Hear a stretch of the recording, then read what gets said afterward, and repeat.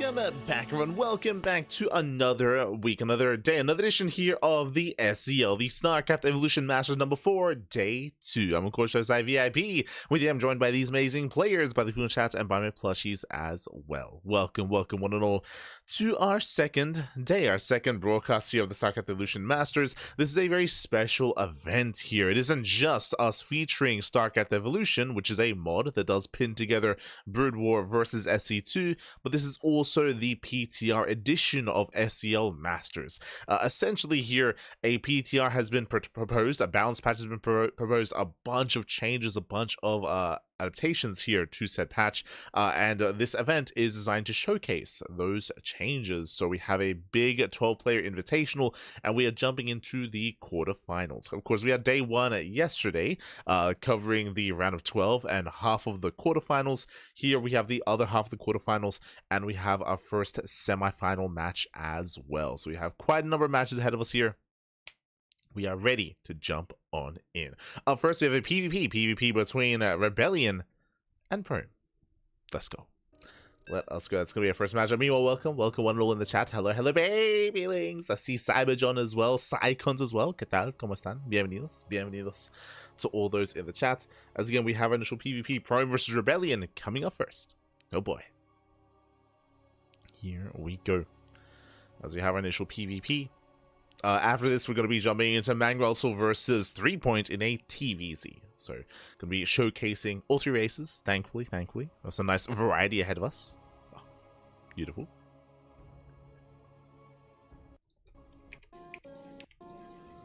So we have game number 1.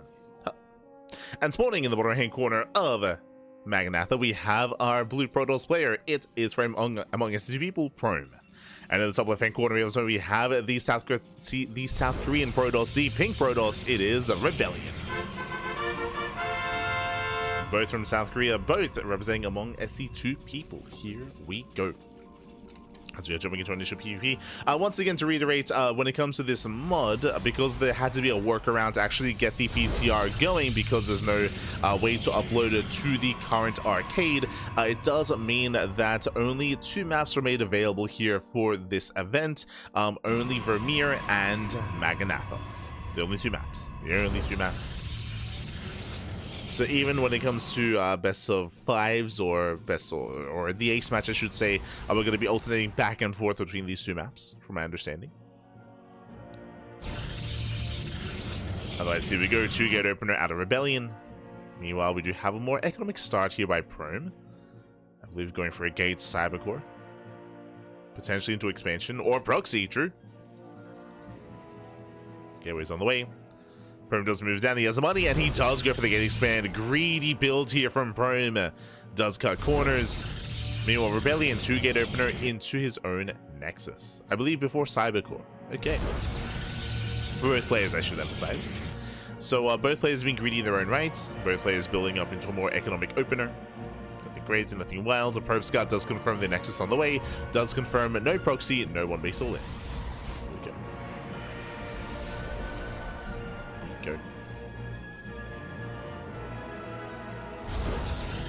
She said, how is the costume with clean feed instead of a replay? I mean, clean feeds, there's like pros and cons to it. I would say. It's pros and cons.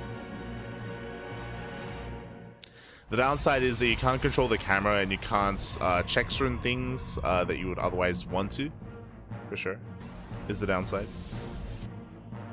The upside is you, I guess, don't have to worry about observing, I guess.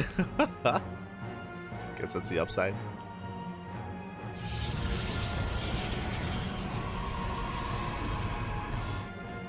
I would say usually the big benefit from a clean feed, like for example, as we're going for the proxy shield here across the okay, the boys are being pulled. Does pull the boys. Gonna get into the first shield bar. We have more shield bars on the way. Behind this, we are gonna be reinforcing with the initial zealot. Okay, interesting. Interesting rush here from ReBellioN. Shield bar does complete, but it's getting very low. 1 probe goes down. He gets 1. He gets 2. He gets up to 3. 3 probe kills, not bad. 3 workers do go down. Second shield bar is almost done, and ReBellioN, he's excelling with this. The Dragoon rocks up as well. He's bullying back the Stalker. He bullies. Does bully back. Okay, I'm going to be forced into his main. Boy's going to be pulled. And so far, Dragoons have to be careful. They do focus on the Dragoon. So the Stalker. Stalker does go down. Nice pick off here by ReBellioN. Takes out the Stalker. Kites back against the probes. Catching out 2. And taking over the natural. Let's go. Strong start here, ReBellioN. Bearing in mind that he's not all in. Bearing in mind that he is building up back at home. He's going to be saturating his own natural base. Now taking up towards Dragoon range. Fairly soon, too. So a nice start here for ReBellioN, just not getting kind of mining. He has to get the hell out of here, though. He has to respect that Immortal. And we'll pull away. Oh, this I'm not so certain about. Dragoons are going to go for the fight. I mean, the Immortal is getting quite low. Okay, okay. I should have more faith. The Immortal does take a lot of hits, takes a lot of damage, and we're going to be reinforcing with another Dragoon. First one does go down. Another 2 have arrived, and we could try to focus on that Immortal. Gonna be zoned away. What I was gonna get at when it comes to us, for example, having a clean feed for EWC or for DreamHack Dallas, the biggest benefit there is that we have player cams, right? The clean feed, usually because of the production side of things, they are able to incorporate player cams, or they're able to incorporate venue cams as well, and kind of like switch scenes and like show off other assets that you otherwise won't have access to. That's like probably one of the biggest benefits of having like clean feed for those other events, for sure. For now though, after gaining a lead, third base, quite greedy here, quite greedy from ReBellioN.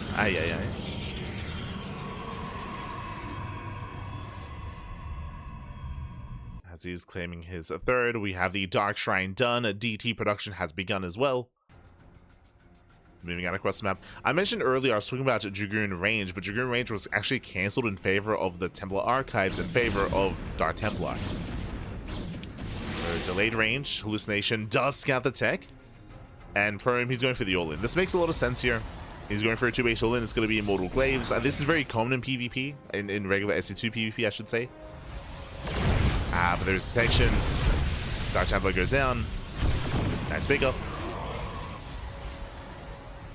And this is where I'm going to be a little bit concerned for ReBellioN, as he has not yet scouted the main. Wait, let's go. Working towards Maelstrom, working towards Dark Archons. I mean, making use of his tech, of course, true.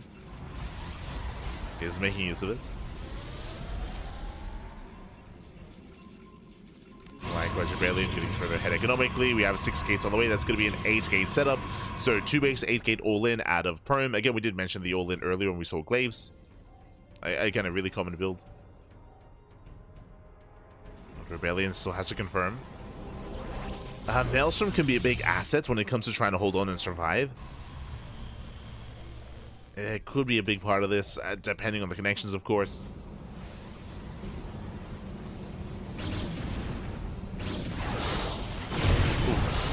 As brutal force fields. As we get caught out. Nice catch on the Dragoons.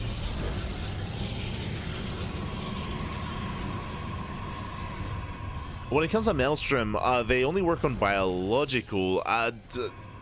Do they work on... Yeah, I was about to say.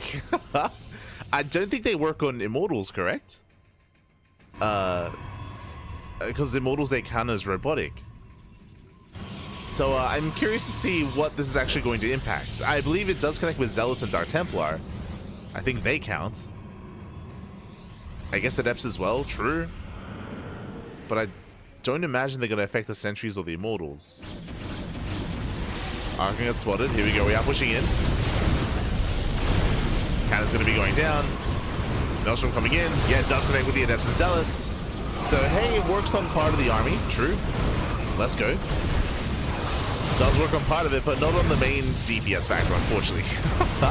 Like, the reality is, when it comes to this army composition, the Adepts are the buffer, right? They're the buffer zone, they're the wall, the meat shield, if you will. It's the Immortals that deal the brunt of the damage. And with that Prime, he will overwhelm, he will take over the third. Unless ReBellioN, he cannot keep up with this. He was able to deal some nice damage early on, but just a little bit too greedy here in the aftermath. And again, I appreciate researching Maelstrom and taking up into that, but yeah, it doesn't help too much against the Massive Mortal Sentry.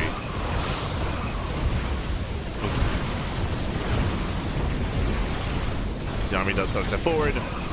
Again, no shield barriers to defend. No shield barriers, no cannons. Archon is targeted down. And the Immortals there, they just start to step in. They just bully back the ground army.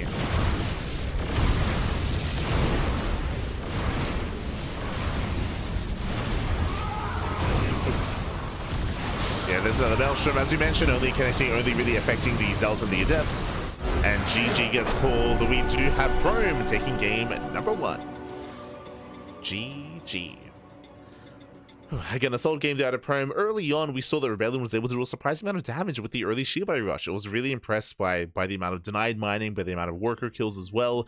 But as we saw, Prome turned that into a 2-base all-in, and ReBellioN was so greedy, claiming a 3rd base, also taking early on into DTs for DT harass against a Robo opener, might I add. So that didn't really kind of follow through, like when it comes to the potential of that initial tech choice going into Dark Templar. And unfortunately, even though it was really cool to see some Dark Archons and Maelstrom, as we did point out, it's like Maelstrom's quite limited in what it can achieve and what it can really accomplish against that kind of army. GG well played. With that, we're getting into our next game. Immortals are non-robotic mechanical units. Okay, there we go. But I mean, yeah, we assumed mechanical. Non-robotic though. Okay. So getting into our next game.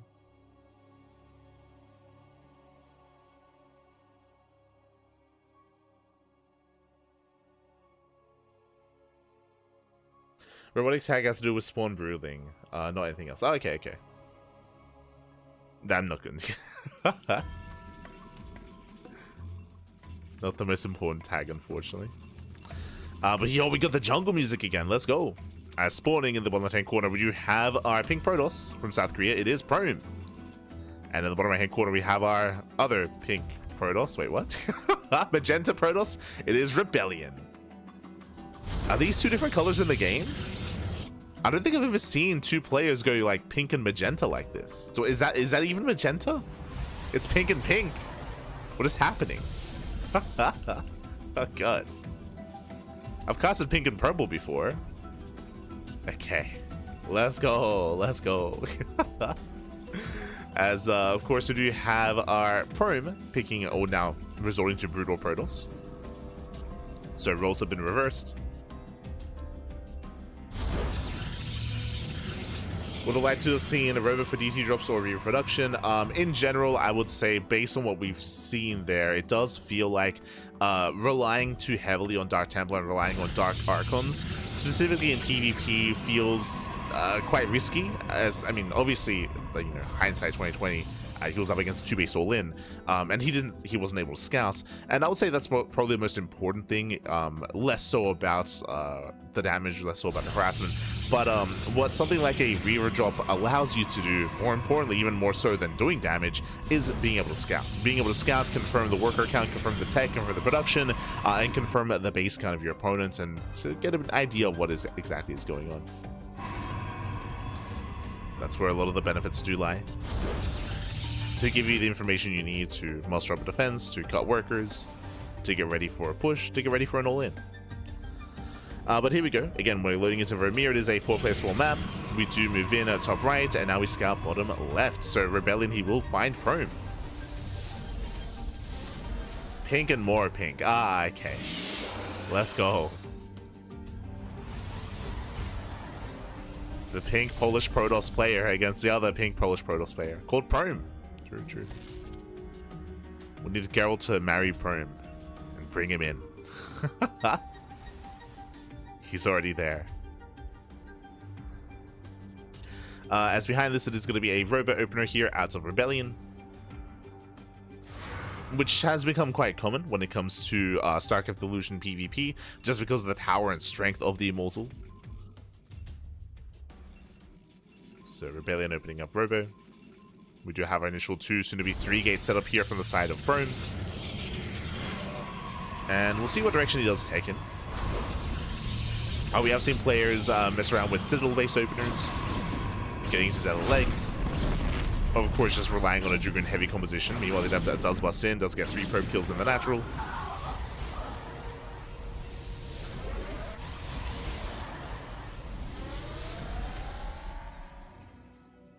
Rose pink and bright purple. Rose pink and light faded purple. Not to be confused with pink. Or rose. No, they're different. Okay. Jesus. They're both animals. Behind this, I do see Prome is scouting for his opponents. Just now does find him, as he was actually scouting top left as well. Immortal production well underway for ReBellioN. Meanwhile, we do have a follow-up robo here from Prome. As we mentioned, when it comes to the benefits of opening up with a shuttle, opening up a Reaver with some form of harassment is to scout. Of course, one of the big downsides here of the Brutal Protoss is its difficulty to get scouting information. Hallucinations are a go-to and are very standard and very meta when it comes to SE2 PvP. They allow for, sentries I should say, allow for a very safe way to open up, giving scouting information and also defending back at home.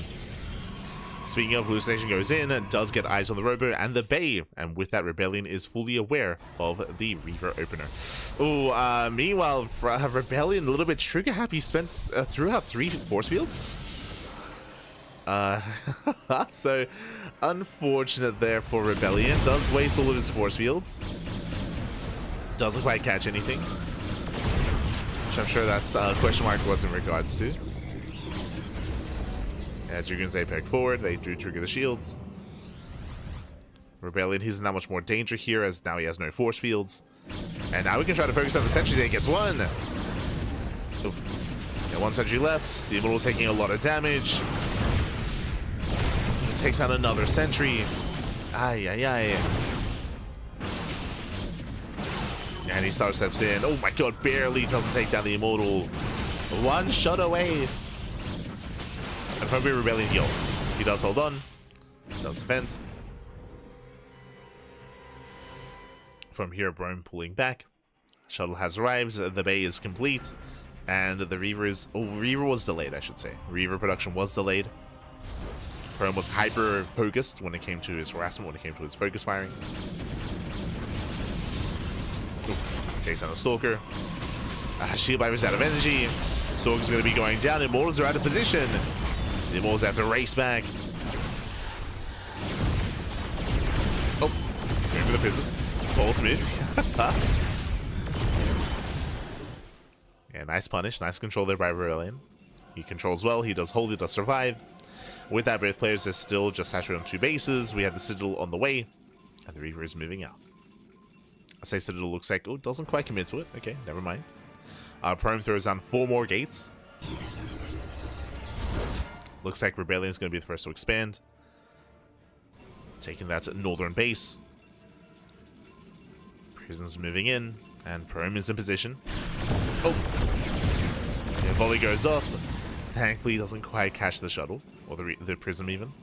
Prism does pull back. And the game is going to slow down. Okay, after an intense early game here, we're calming things down. Both players are expanding. We do have SEL legs on the way here for ReBellioN, getting to charge. Meanwhile, same can be said for Prome, going for his own Citadel, also working towards SEL legs as well. So we are going to be building up.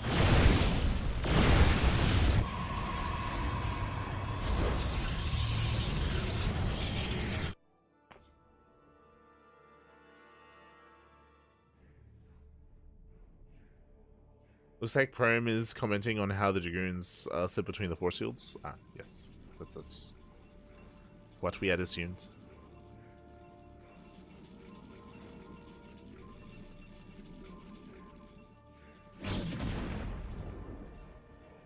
Brutal Toss, the original OP race. True, that's why Brutal Toss died in game 1. True. From here we're getting into prison speed, getting into charge lots. Third base is getting up and running for both players. And we do see ReBellioN gaining map control. Is poking out. Blink is done, of course. Blink is done. The Reaver's looking a little bit exposed. Speaking of, ooh, good. First shot goes off. So the second, the Reaver somehow survives, just barely. Reaver does live. Again, Prome, he does punish the face check. Prism into the main. Prome out of position. And probes are going to be going down. Nice warp into the main base as well. Likewise, diving on the Reavers. Oh, brutal connections though. Gets one Reaver, but takes a lot of shots to the face. Oh no! Almost does chase him down at the same time though. 16 probe kills. The Zealots, they do well for themselves. They trade well. The Stalker trades, the Stalker snipes were a little bit questionable. But Zealots, they wreak havoc. 20 worker kills in the main base. Late reaction out of Prome. Is being dragged back into the main. At the same time, ReBellioN coming in for a flank. Oh no! The shuttle goes down. Massive pickup. Takes out the shuttle, gets into the mineral line. And Prome's just getting pulled apart. Once again, just showing the immobility here of that Protoss army. You're just being pulled left and right. Zealots, they warp in, and ReBellioN, he overwhelms. He takes down both Reavers. And with that Prome, he has almost nothing left, down to a handful of Dragoons. The Zealots are doing well buffering at least, but speaking of, Zealots, they come in for ReBellioN as well. And they also come in. The Immortals, they do so much in the back line. We're down to 3 Dragoons, down to 2, down to 0. 0 Dragoons left. GG gets called, and ReBellioN, he breaks through, he breaks out, and he will tie up the series 1-1. GG. Does tie the series up. We are going to the ace match. Let's go. We're going to the ace match here. Again, Prome, he was holding his own. He was claiming his base. He was building up to Reavers.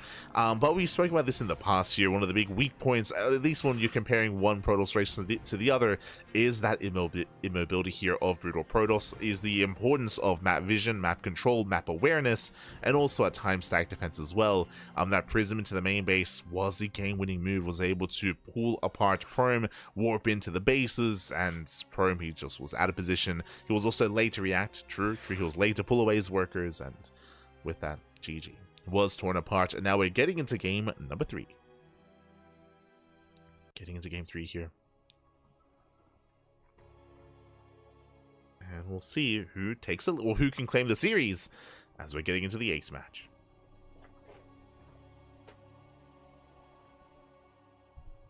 Here we go.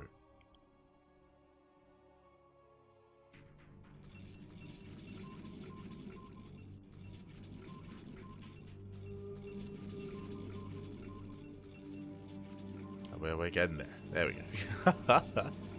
As in the bottom right hand corner, we do have our pink Protoss player. It is Prome from among SC2 people. And in the top left, we do have ReBellioN for the same team. Let's go. Let us go. We're tied up 1-1. And of course, it is going to be Prome's pick of choice. And Prome, he is going for Brood War Protoss. Okay. So he's committing here to Brood War. Once again, loading into Vermeer. I would imagine for the ace match, it's loser's pick, and Prome did decide to commit to Vermeer for a second time. I would imagine that's how that works.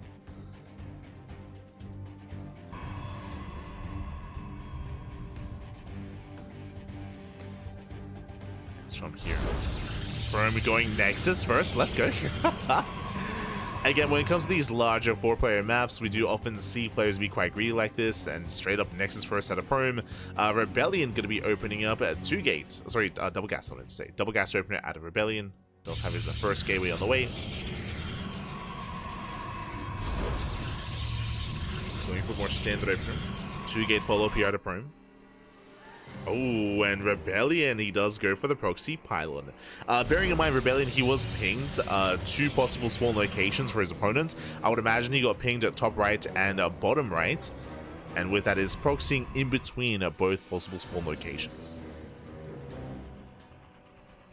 We are not privy to the pings, so we don't know exactly, but we can assume that top right and bottom right were pinged based on the proxy location.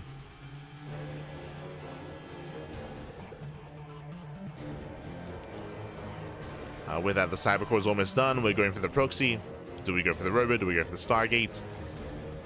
I mean, Stargate would make the most sense, but there it is, Robo. Robo, he's committing to the one, but double Robo. Oh my god. Oh my god. ReBellioN, calm down. Calm down.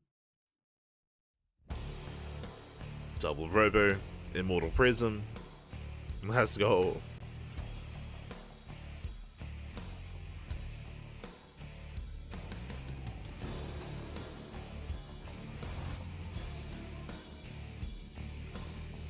Prome is unaware. Rome just now scouting across the map. He will see the gateway, he will see the main, and he will confirm that the pylon is missing. So Rome, he knows that something is wrong.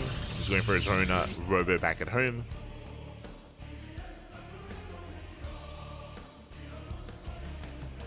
So he's aware that there's a proxy.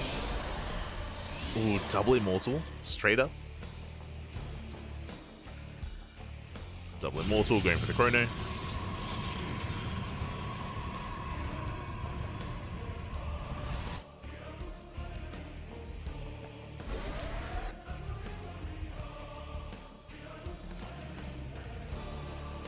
Ooh, as a Dragoon does find ReBellioN. Nice scouting here by Prome. He's fully aware he does find the proxy location. Oh, but is he going to get caught out? Yeah, the Dragoon taking a lot of hits. Is going to be chased down. Oh my god. Barely holding its own. Does hold on. One Dragoon falls. Gets one. It gets two. Yeah, these Morts are getting out of hand. They're getting out of control. Just 2 Dragoons left. Going for the gateway. Thankfully for Prome, going for the gateway that's not producing anything. So that second Dragoon, that third Dragoon may be able to finish. I'm going for the pylon! No, the pylon! Pylon's under fire. Depowers everything. And ReBellioN is getting out of hand. It's getting out of hand, getting out of control. Now there is a robo in the main, but the Bay is still on the way for Prome. He needs more time for his own Reaver.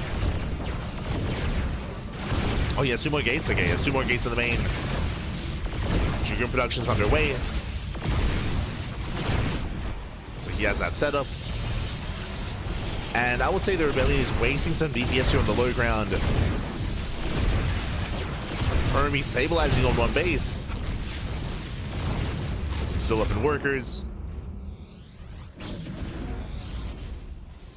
ReBellioN now pushing his way in. Boys are being pulled. So far, nice control, but the Prism, ooh, it does go down. Yeah, brutal pick up. Prism does fall, but now there's 2 Dragoons left. One Immortal is going to go down. Gets one. 1 Dragoon left. Reaver's on the way. The Reaver. Boys, they turn back the army. The Reaver's out. He's crawling in. The Reaver. Shot goes off. Oh my god. But the Reaver falls. Yeah, the Reaver falls. And that's all that was left. That's all that was left here. GG gets called, and ReBellioN, he will take the series 2-1. He'll advance on into the semifinals. GG. Whew. GG, well played. Congratulations, ReBellioN. He claims the series. Again, a powerful proxy double robo here out of ReBellioN, going for the 1 base all in.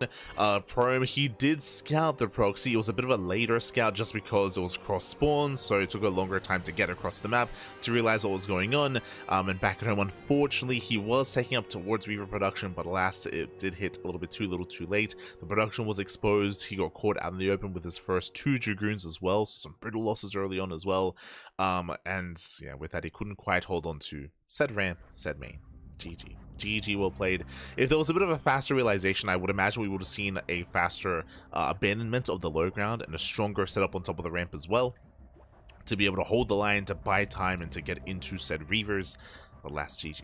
GG, well played. With that, congratulations and shout out to ReBellioN. That leads us to our next quarterfinals match. It's going to be a TVZ between Mang Russell and threepoint.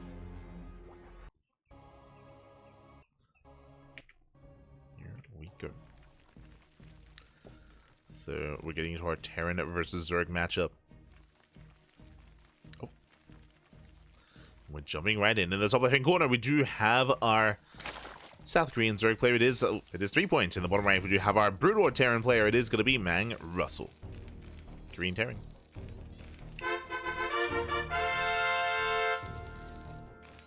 Here we go. As Mang Russell is setting up with his low ground or his natural wall off. Interesting. With this setup, I would imagine we're going to be opening up multiple Raxes. That would make the most sense, but we'll keep an eye on Mang Russell. As the first Rax is on the way. Threepoint's opening up hatch first. Yep, there we go. Second Rax as well. So again, it's a bit of a rarer side to set up with multiple racks on the low ground with only like a single rack opener. I know that Juanito Special does have a build where he does open up racks into CC into factory or racks factory expand. in SE2. But for here, we're opening up 2 racks. And we'll see if this leads into a 3rd rack, into an early academy, into an early stim timing. See how dedicated we're going to be here to Bio.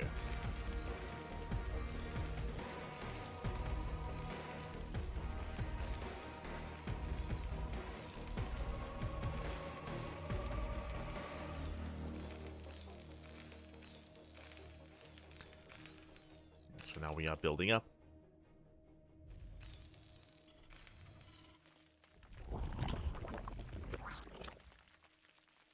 Marines are amassing.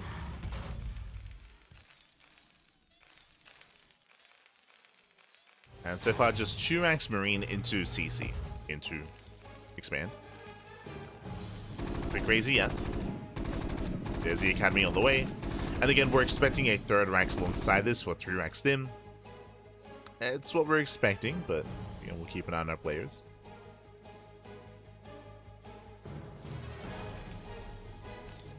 The Marines are amassing. Across the map, we do go for earlier link speed. No, wait, cancels? 3-point, he cancels link speed. Spine Crawler's on the way. He's reacting, he's misreading this a little bit here. So a bit of a misread. He can still go for an earlier roach opener. True. But he hasn't confirmed whether or not there's an expansion. Yeah, there it is, early lair. So again, it cancels link speed, no roaches, early lair timing. This could be for 2-base Muta, which is crazy, by the way.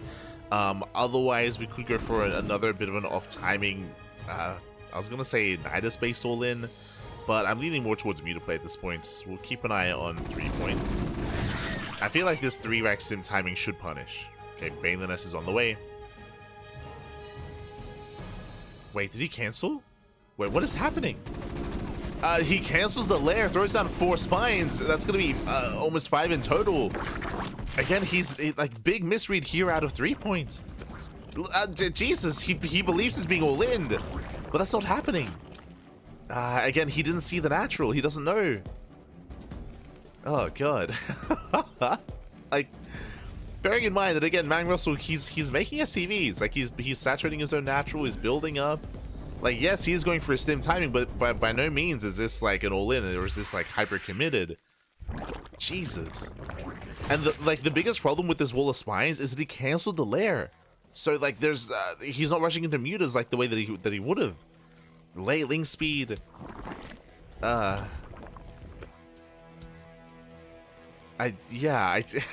Jesus. I haven't seen a player react this hard or misread this hard in quite some time. Scan sees everything, and that's a value scan, by the way. He's like, okay, I'm good. I'ma just back up. You do you, buddy.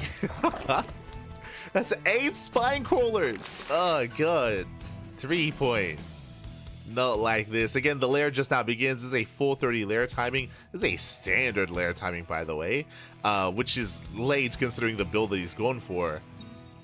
And yeah, this almost feels like there are some this almost reminds you of like, I don't know, like the Larva game, like when he BM'd and when he like pulled away like 3 drones and was mining at a deficit from the beginning. This is almost like that, where 3-point put himself behind. Like he straight up, that's 8 workers that that are no longer mining, that he morphed into spine crawlers. And of course the spines didn't do anything. He delayed his own tech. So this is a really rough positioning for 3-point. And we'll see if he can recover. Like, again, the problem here, because I imagine he wants to go into 2-base Muta. I believe that was the plan from the get-go. Yeah, scan's just now showing there's no 3rd. We should soon see a scan into the main. Oh, as I assumed it was going to be 2-base Muta. 2-base Swarmhost?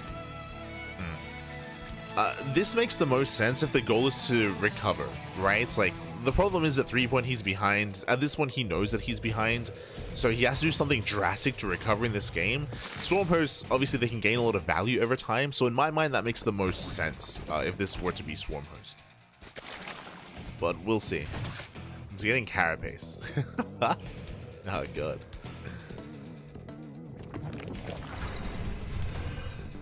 This is okay, never mind. No Swarmhost is rushing to Hive? What?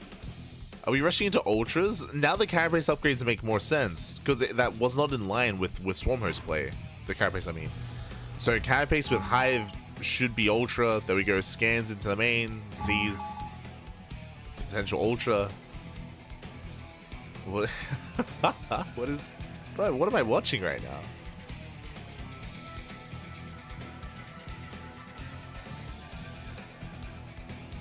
Like this feels like one of those replays you submit to Hearthstone, like, is it imbo, do I suck? And you're like, I scouted 2x opener and I rushed into ultra and I just died to Stim Marines.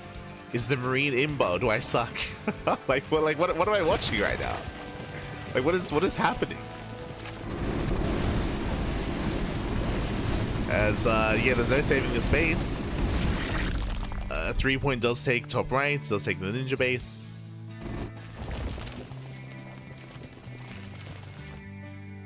Oh boy. And I mean the ultras are going to be a big power spike for sure. There it is. There's that ultra. As we mentioned, like when we saw carapace and Hive, like it screams ultras. That's the only thing it could be. And Mang Russell knows this. Like remember, he already scanned the main. He already saw the infestation bit. He already saw the Hive.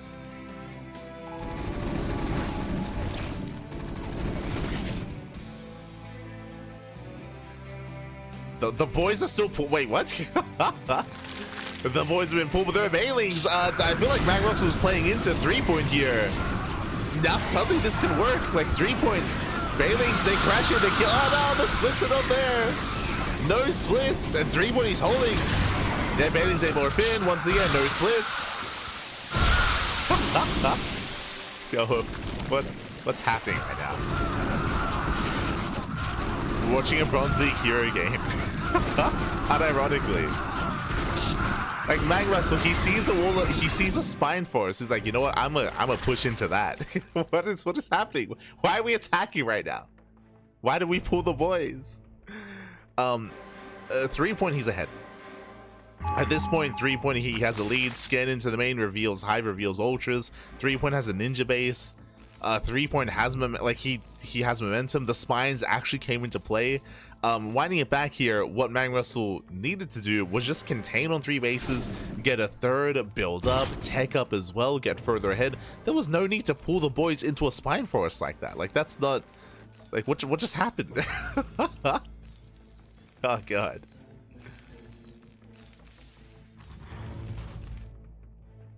So it's a clown fiesta, man. It's a clown fiesta. Ay ay ay. It's like, Florencio, is that you? Like what's what is happening right now? For both sides, I should say. Like both sides are clowning.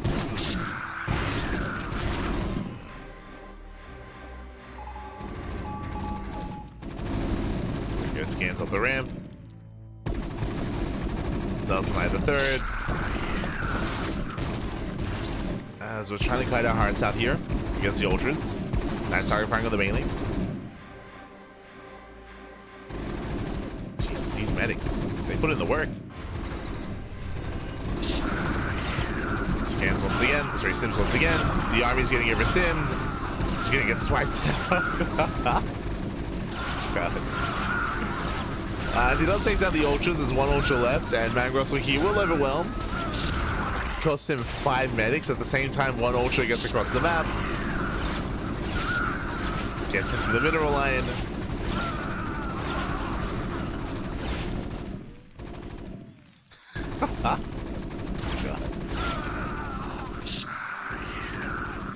Yo, 3-point. You should submit this replay to Hearthstone. Ay, ay, ay.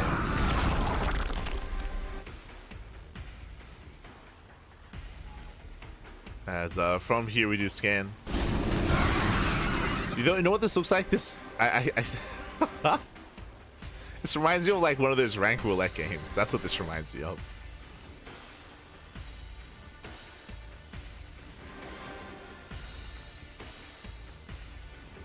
As looks like we have found top right.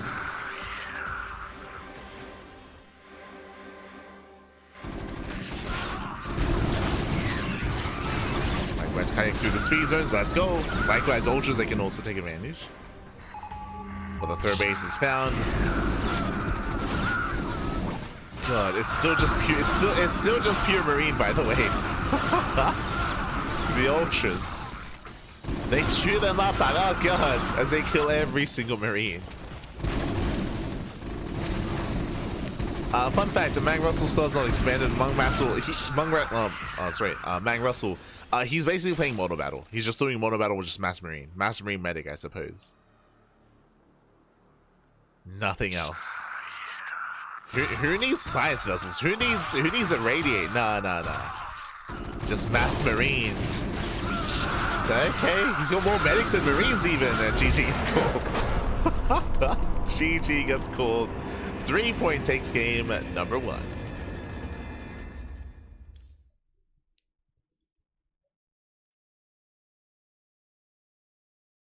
What's happening? What is happening right now? They're being told like, yo, we're gonna test some changes in the PTR. Okay, let's go mono battle marine versus ultra. It's like, what is happening? Oh god.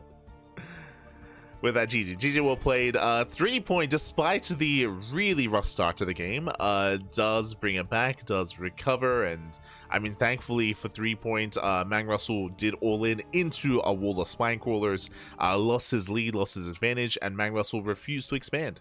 He refused to get a third base, he refused to take up, even though, remember, he scanned ahead of time, he knew what was happening, like minutes before it occurred. Like, he saw the infestation, he saw the hive, he saw everything he needed to. Yeah, I didn't. I have nothing to say. GG.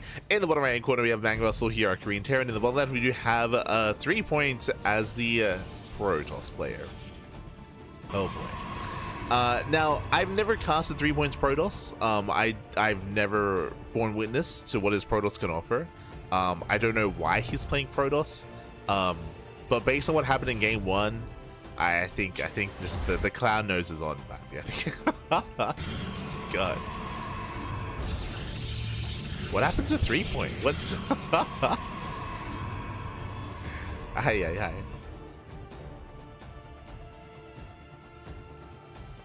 3-point should change their name to 3-ring for that circus. Oh no. Not like this. I mean, Mang Russell, he's jumping through those rings. I mean, he's he's joining him. He's getting in there. Let's go. The StarCraft Evolution Circus back. Let's go. Now, I've never seen 3-points Protoss before. I don't know what he prefers, what his style is. I would imagine Reaver drop. That would make the most sense in my mind, but we'll all find out together. Let's go. 3-points Protoss for the first time. Unless we missed it, like it's possible that maybe 3-point he's competed as Protoss in like an SEL King of the Hill or like another Masters event or like another event in general. From my understanding though, this is at least the first time that I'm seeing it.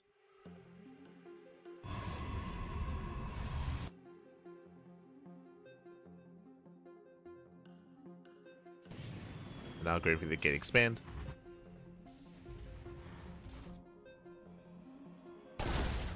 Is going to be the initial Stargate opener by 3-point. Okay.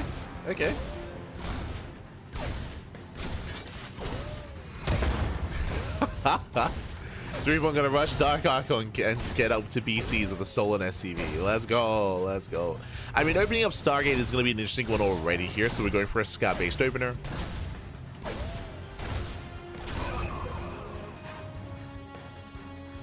As 3-point does find Mang Russell.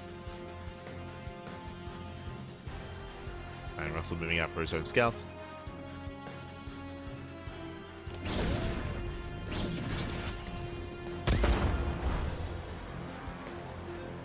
It's going to be zoned away.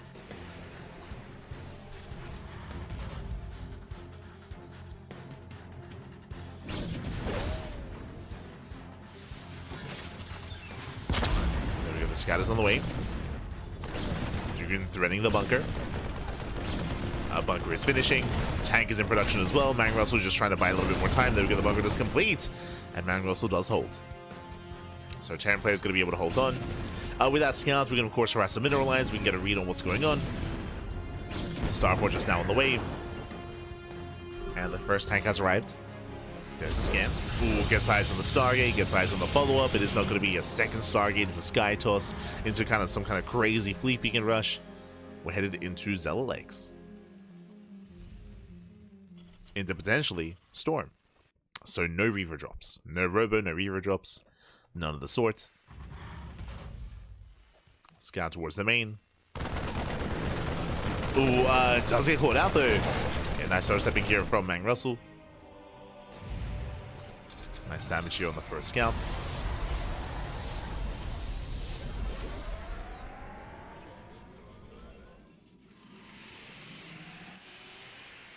Nice damage. Got Zell legs on the way.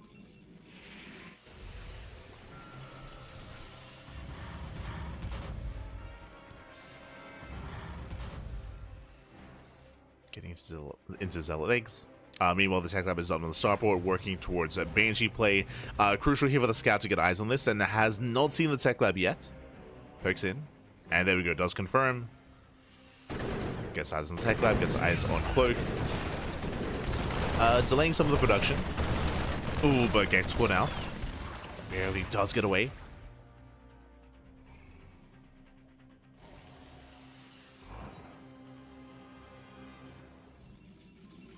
Does slip away. 3-point claiming his third. Getting into a gateway heavy composition. I assumed that we were going to head towards Storm, but that is not the case yet. There's no Temple Archives. As the observer was pointing out, I mean, again, we'd already seen that 3-point is aware of Cloak. Cannons are on the way to defend. And these Banshees, they shouldn't get much done. Not with Banshees and Scouts out on the map. That's why it's a bit of a bold move for Mang Russell to commit into Banshee. Knowing it was a Stargate opener as well. It's not often seen.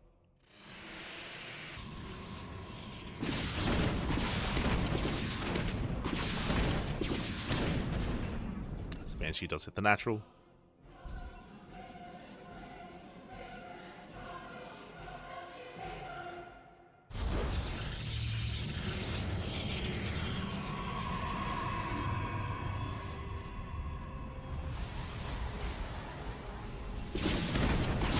Natural does poke in towards the main.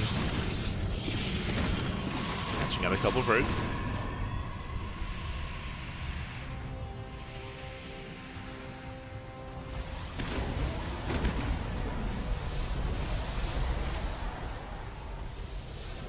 If 2-3 probes going down. Banshee does somehow survive. I believe it's only one Banshee as well from Mang Russell. Not the biggest commitment. I mean, I say that. It's kind of weird. It's one Banshee, but still research Cloak. Behind the switching to Mass Bio. Okay, because here, just confirming one Banshee.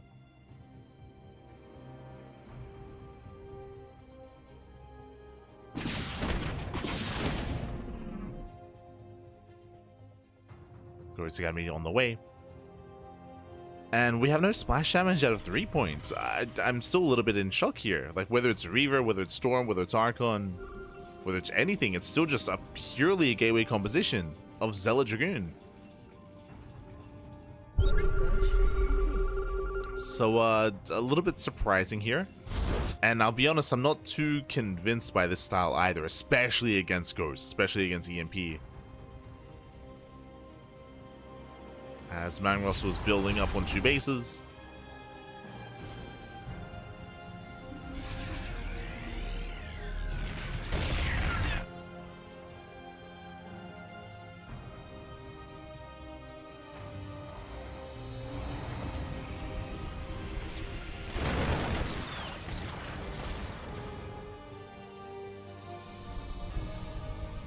So good dots push.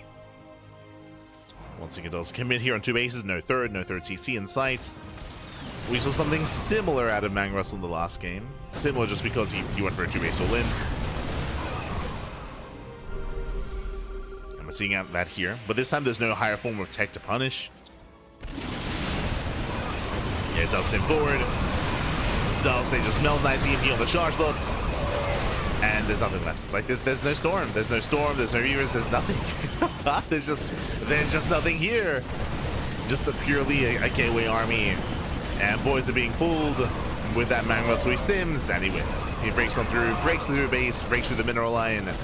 20 probes going down, and there is nothing remaining here for 3 points. Again, now we have some High Templar in production, but it is too late. GG gets called, and Man Russell, he will take it. Game number 2, tying things up 1-1. GG. Does tie things up here. Again, a bit of an, I would say, odd game here between our players.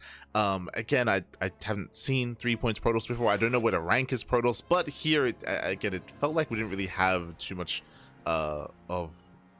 What's the best way of putting this? It feels like we were lacking a little bit of direction here for 3 point. So many players are so quick to either get into Reaver production or get into Storm or get into some kind of splash damage here. 3 point, he heavily delayed his zone, again going for a very heavy Zealot composition, which especially against Ghosts, especially against EMP, we saw that they just melted. They couldn't really hold their own. Again, it was a bold move here from 3 points. Get shut down, and we'll see how he does adjust coming into our next game. Here we go.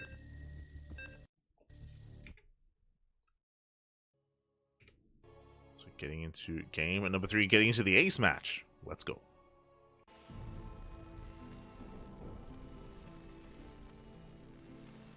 And spawning in the bottom left-hand corner, we do have our South Korean Terran player. It is going to be Man Russell. And in the bottom right, we do have our Brutal Protoss once again committing to Protoss for Team Hyper 1 from South Korea. It is 3 points.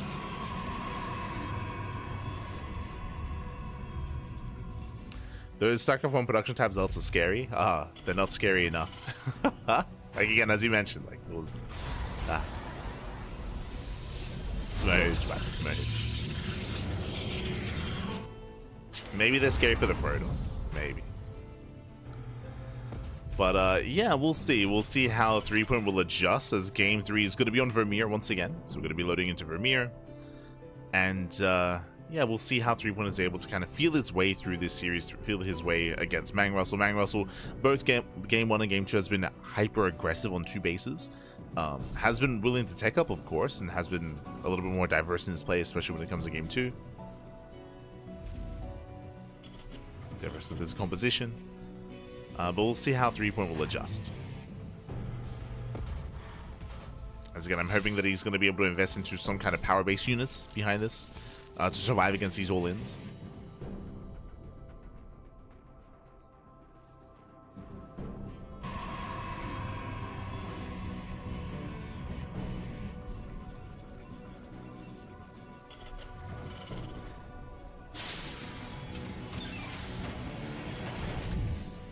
I wonder if is 3 point trying to make a statement as well, where he like is not too fond of like Brood War Zerg right now.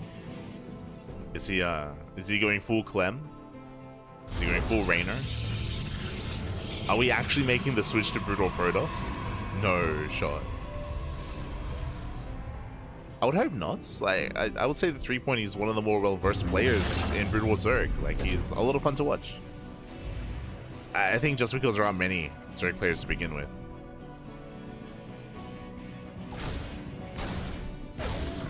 So it would be a shame if this is the beginning of a change for 3 point.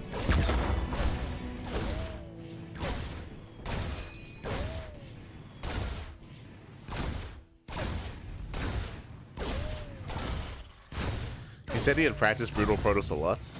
Does that mean he laddered for like a couple of hours? Okay.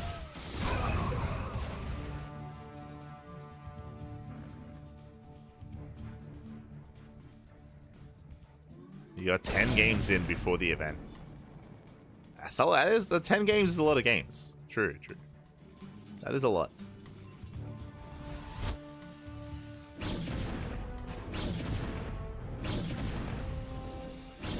As from here behind this is going for the Forge. Does head towards +1.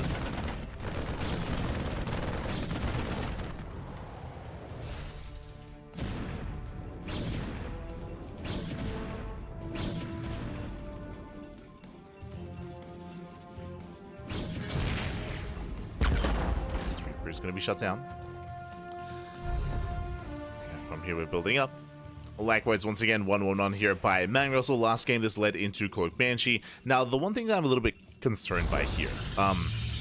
This time, as a reminder, last game, threepoint did open Stargate, right? He went for a Stargate opener, and he was able to scout the Banshees. As a result, right, he was able to see the early game, he was able to get a little bit of harassment done, and confirm what the Terran was up to.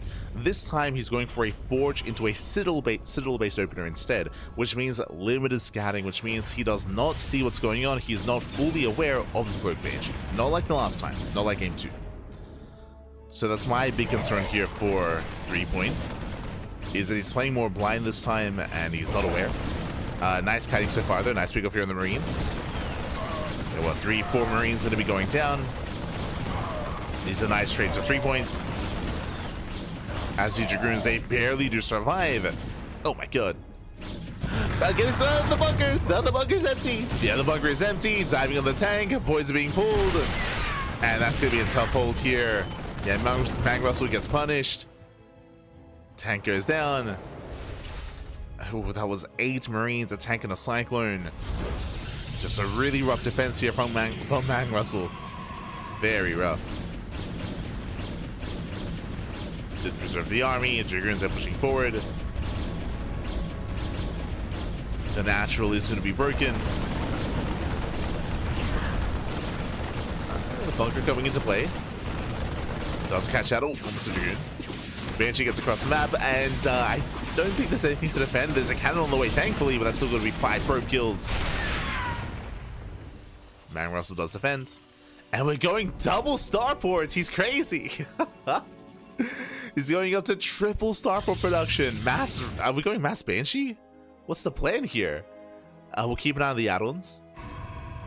But he's going into triple starports. Gets 7 probe kills. Very nice damage. Gets an 8. 8 probes go down for 1 Banshee, not bad. And threepoint is working towards Storm. Okay. So he's working towards a more robust army in the mid game. But once again, scouting is paramount. Once again, what Mang Russell's doing isn't standard. And threepoint, he needs to figure out what's going on. As yep, 2 more tech labs. He's going mass Banshee. He's going mass Banshee here. Oh no, that's not just the pylon. No shot. The pylon. There's no observatory. There's no detection. Oh god. Yeah, 0 detection here for threepoint outside of cannons, of course. The pylon is going to go down. It's going to depower everything. That will delay Storm. Thankfully, there's a backup pylon, thankfully. So everything stays powered. But a cheeky move here from Mang Russell. Very cheeky. And again, Hyperflight Rotors on the way.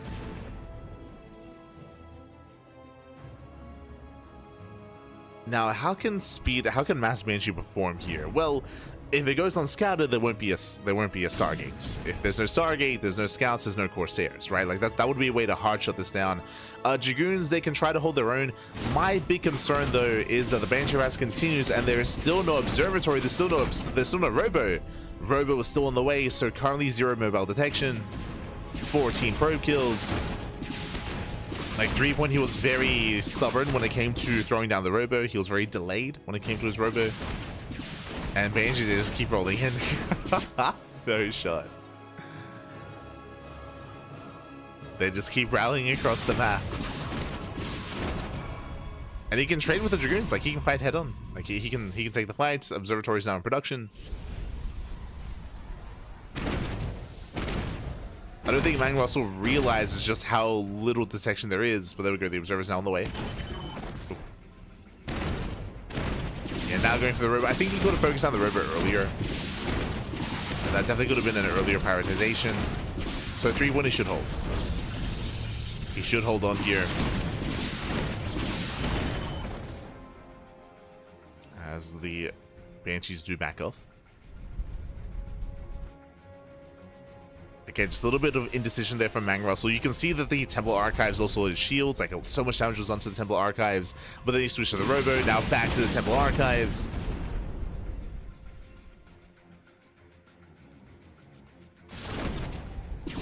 Ooh, no, the High Templar! High Templar getting caught out, forcing out a Storm. Banshees, they will snipe the Temple Archives. Archives go down. Fighting head on. They get 1, they get 2, they get 3 Banshees, right? 3 Dragoons even. There's 3 Dragoons left. Oh, up to 5. High Templar guys. Oh no, the High Templar! No! Panda's back! Slides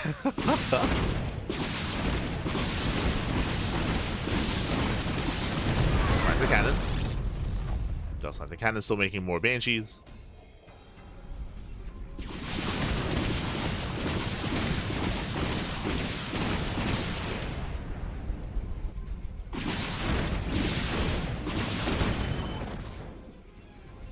And behind this, we're switching into Player. We have 3 more maxes on the way, so we went from, I'll be honest, I don't think the Mass Banshee's really done too much. I think the early game Banshee Harass was impeccable, right? He killed 20 probes, he got 20 worker kills with the early game Banshee Harass, but here, going into Mass Banshee, he hasn't achieved too much.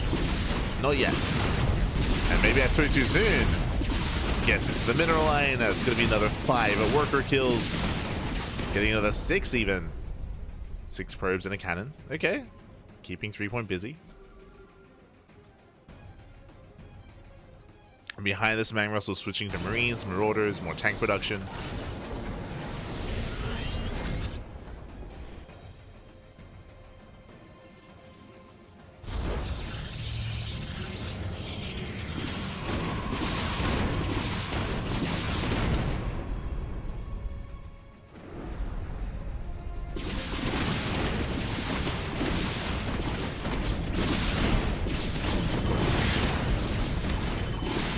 Down the Dragoons. Gets 1, gets 2. Takes over the mineral line. 3-point late to react, late to respond. I mean, I say late to respond. We spoke about this in the previous series. It applies here, likewise as well. Yeah, brutal Protoss. We've said a lot. Very mobile. It's hard to react, hard to respond. Going for the storms. Oh, even storming himself a little bit. That's a lot of storms and 3. When he wants those Banshees, he just can't deal with it. He's like, these Banshees are crazy. How do I shut them down? If only I had an air unit that could shoot up. They just don't exist, though. Just don't worry about it. They do not exist. As yeah, we're just pushing out. At this point, 3-1 has had enough. He's pushing. 3-1 is heavily behind economically. He's down to 41 workers, but to 71.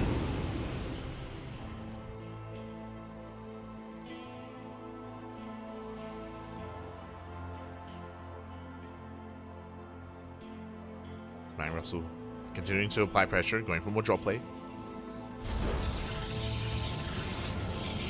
At this point, he could afford a 4th CC, and he'll be the first to max out as well.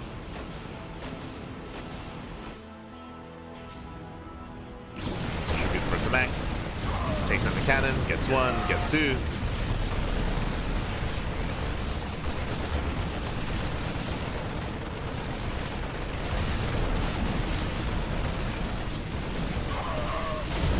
Send him away.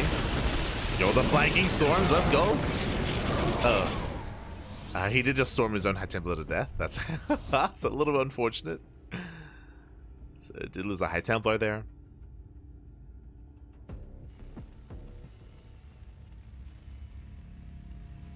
And we're waiting for the eventual move out here from Mang Russell. And unfortunately, he is having a hard time spending his money. He's got almost 2,000 minerals in the bank. He can make away from Marines and just send it, but yeah, still just trying to take up, focusing on ghost production, waiting for EMPs, getting to 2 upgrades. Again, with that bank, he can afford 2 more CCs as well.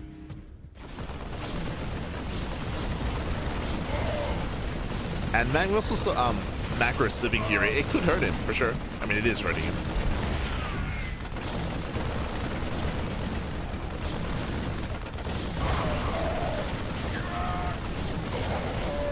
Something that's allowing 3-point to potentially have a comeback in this game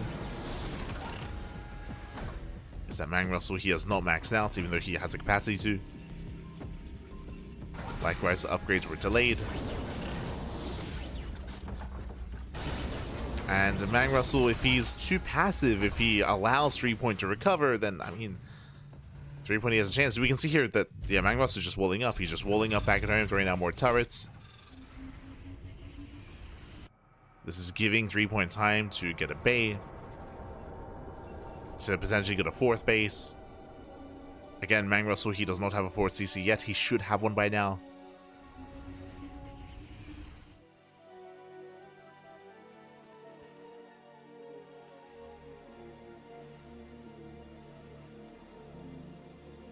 As 3-point, even the first to take a 4th. Okay. Should not have happened. But 3-point is expanding, getting a 4th base.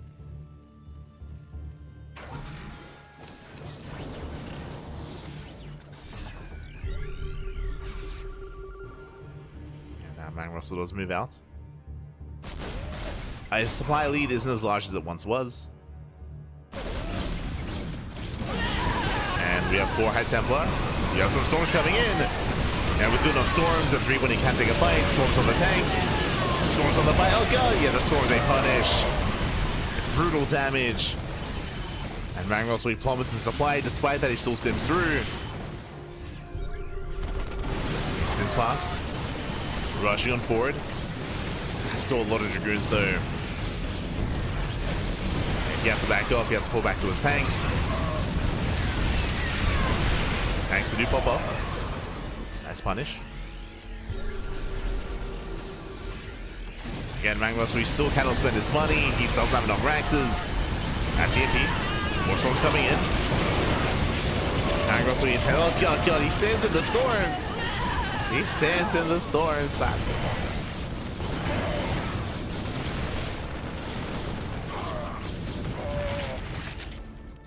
And with that 3-point, he holds. He does hold on, he preserves his bases, preserves his mineral line. Again, Mang Russell still has that bank. Still trying to spend his money. It looks like does he only have like 5 Raxes? What's happening? It feels like the production setup here is quite low for Mang Russell. He's got 8. He's got 8 Raxes. From here, can get up to 10, up to 12. Or even additional factories. You can see to spend his money, he's throwing down 3 CCs. Jumping into the main, nice drop. Storm is coming in. Storm does zone.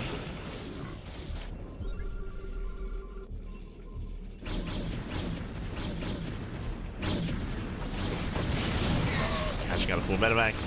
Nicely done. And again, the game is progressing. Like, the game is advancing here. Thanks to the storms, thanks to the better fight from 3-point, he was able to hold on. He's looking to stabilize. He hasn't stabilized yet, but he's getting there. He's working towards that. That's going to be another 8, 9 probe kills.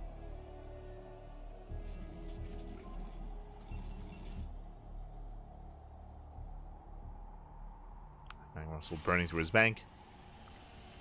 Getting into 3-3.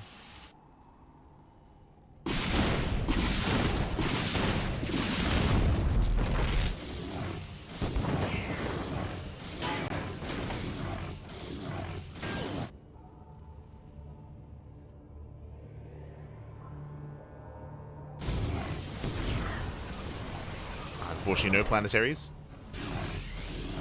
No planetaries to these elves. They're getting a little bit more done than they should.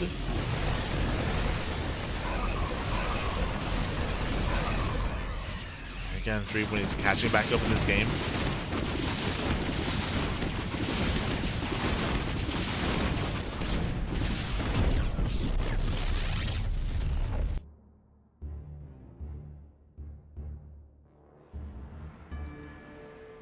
Yes, once again, Mang Russell, it feels like he's not producing from his factories, whether it's widow mines or tanks. I mean, mines would be amazing here as well. He's not getting into any of it. That's also why he's having a hard time spending his money as well. He's producing just purely Marines and Marauders.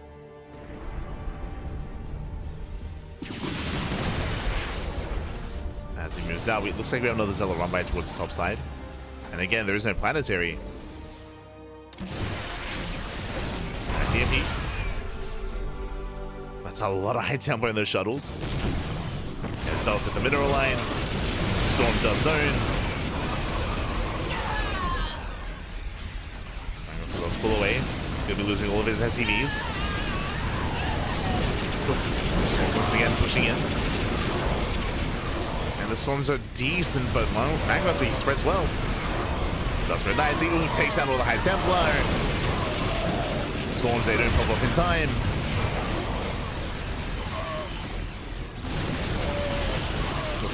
That's going to be 16 SCV kills across the map. Cells are getting on top of the tanks, and threepoint he's holding. Where is he? Oh, we're rallying across the map. Takes down all the tanks. Again, 0 tanks left. There's been 0 factory production for quite some time. But he gets into the mineral line. Mang Russell, he has enough. Does push through, takes down the High Templar. And if there are no Templar left, he can just overwhelm. Just pushing into the bases. Takes down the observatory. There's 3 High Templar on the way, but they need time for energy. Oh god, the storms are crazy. Oh god, he saved in the storms. And GG gets called. He does take the storms to the face, but Mang Russell, he will take the series 2-1, taking down threepoint. GG. Whew. GG, well played. A very messy series is what I will say. Not just even the Protoss games, but even game 1 as well. Like, game 1 was a clown fiesta. So really messy games here, but overall Mang Russell does claim the series, does take the 2-1, and does take down 3 points. Impressive play there by Mang Russell. I would say just very committed play, whether it's on 2 bases or even here on 4 bases. He was very committed, very all in. He was not really one to tech up too much or to set up other production cycles either. Even to expand, it felt like he was adverse to taking a 4th base and adverse to getting a 5th or a 6th expansion as well. But regardless, GG well played. It does take down 3 points. And with that, we have our first semifinals ready. Going to the upper semis, it's going to be Rumieth and Dice facing off in a ZVT. And in the bottom right hand corner, we have Dice, the Korean Terran. In the bottom left, we do have Rumieth, the Green Protoss.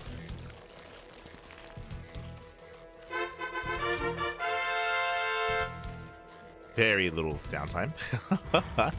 Just right into the next series. But again, Rumieth and Dice are going to be facing off here in that ZVT. And this is going to be a best of 5 and not a best of 3. Bear that in mind, as this is the semis.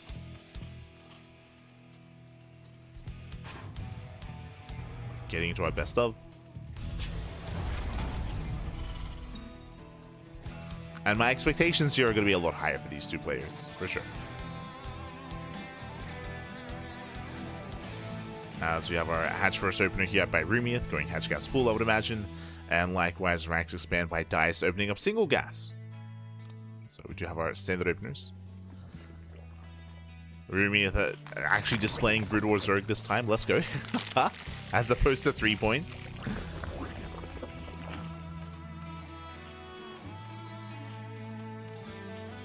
His in-game status is SE2 Gosu. Please be my Brutal Protoss. He gave a bunch of people a rough time of it. Do you think he kind of rushed every game? Is that what? Maybe.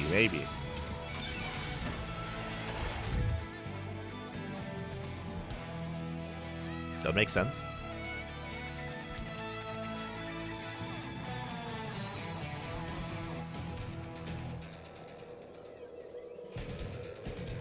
That's from here we're building up. Again, so far, just we're settling into the other game here. We're looking for each other, of course, looking for each other's spawn location. Overlord does move in. The Overlord does scout Dice. Likewise, Dice scouts Rumieth. They do scout each other. We have it close spawns.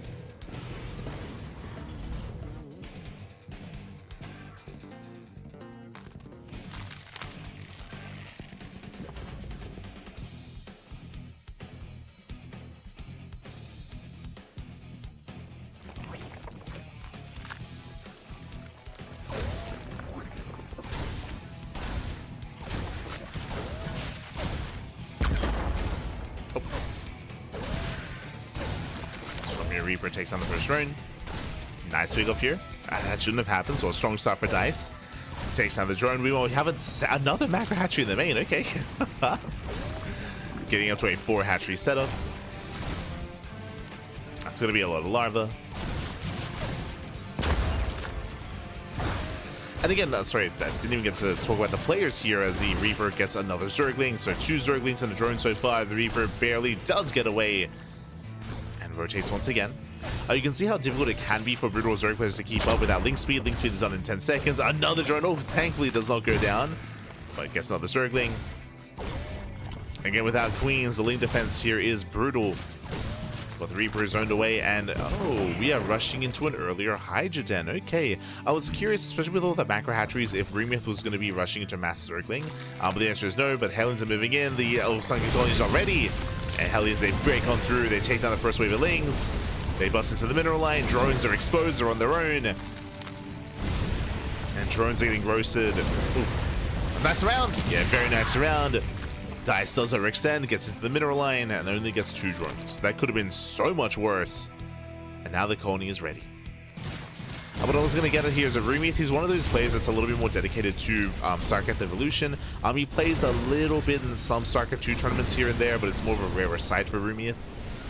I would say that Remyth and Dice are both a little more dedicated to StarCraft Evolution, at least from our understanding. I don't know if Dice is like another active competitor elsewhere, under a different ID. To do counterattack. They get an SCV, they get a Mule as well. Liberator towards the natural. Liberator does punish. Late reaction here out of Remyth. Yeah, 5, 6 drone kills, very late reaction. Ay, ay, ay. Remyth is punished. And with that, I do want to lean towards Dice here with Reaper has Hellion and now now Liberator as well. Has done well for himself behind this, building up towards Bio. Getting to his own 3-1-1 setup. Stim is on the way.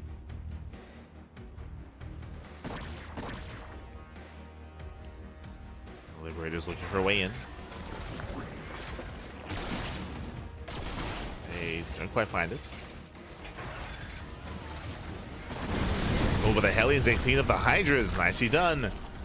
The big of 2, they could even get the final Hydra as well. For now, just calming down. Pulling away. And again, brutal position here with the Liberator. Denies mining time. Hydra goes down.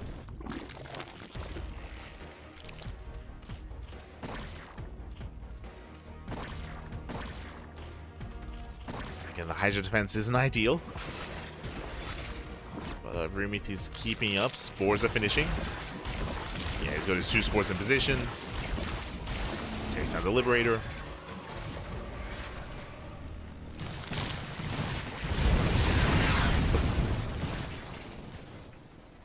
That's one, now trying to go for the other. Throw CC on the way for Dice.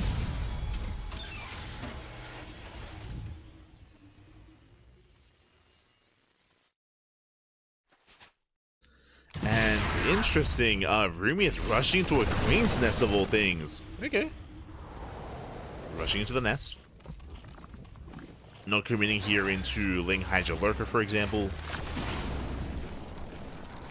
Instead, taking up further, potentially rushing into Hive Tech. Let's see, Liberator does go down.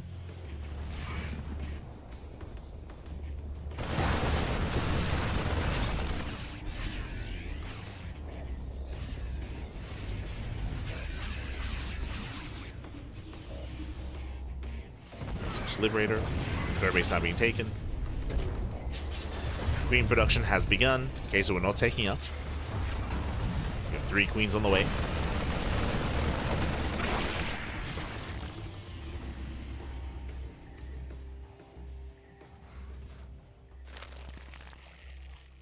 Queens are amassing. No lurker tech. Just for now, Ling Hydra. I say Ling Hydra, really just Hydra. Now, the Queen is a very different kind of unit here in Brood War, just as a heads up. It is a spellcaster. It's an air-based unit. It has Ensnare, which is similar to Fungal Growth. Similar. Shares some similarities. So it can Ensnare, can Parasite, can spawn Broodling.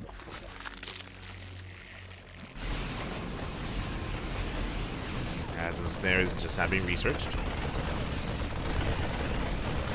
Now finishing up.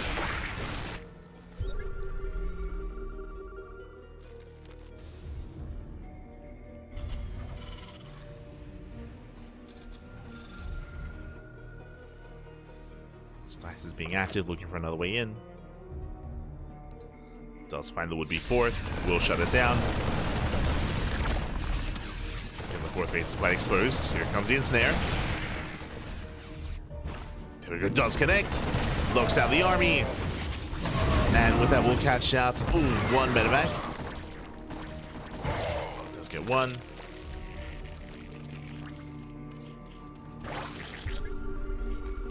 As we do get a parasite, I believe. Like I say, boost away. They boost into the main at the same time as second army here pushing between the bases. Catching out the colony. And Rumi is being pulled apart. Yeah, despite the queens, despite the hydras, he's just out of position. Deals with the main army, but the drop of the main base is getting out of hand. Going for the hive, I should say going for the lair. Lair goes down, massive pickup. Going for the Evo chamber as well. Brutal slime shot on the tech. This dice is popping off. Lair has to be rebuilt. Lurker tech is now done. We have 14 lurkers on the way. Rumi is refining his main army. But now he's stuck on a 2-base economy. Oof. Yeah, economically, he's behind.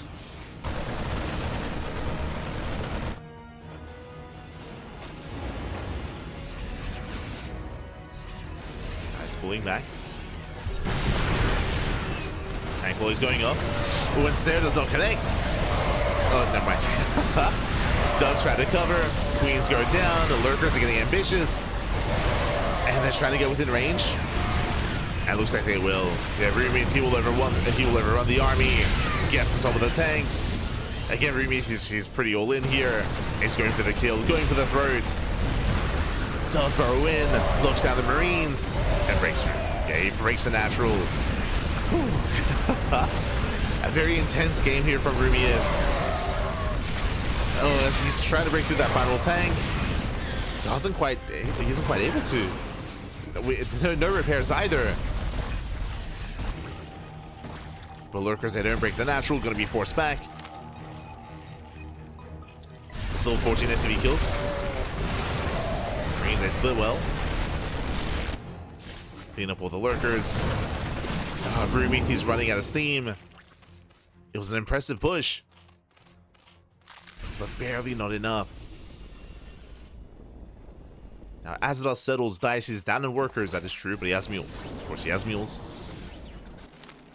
That can help him recover. Likewise, the lair is still being researched. So no +2 as he gets a +1 melee.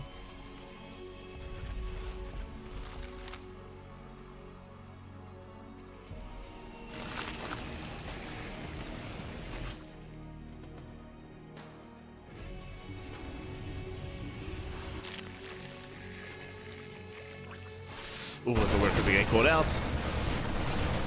Nice catch. Getting one, getting two. Oh my god, he stacks up. Still overwhelms. Still takes out all the lunkers. Scans, spreads well.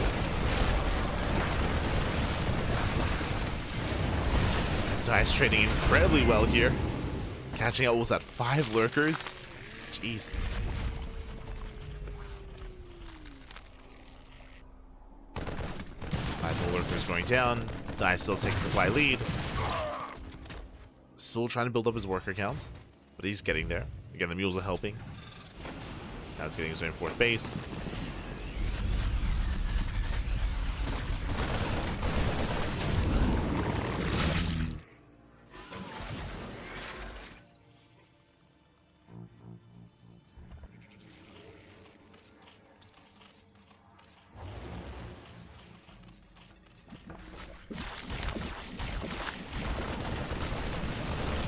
So still just going for drop play. I'm still just pulling Rumi apart.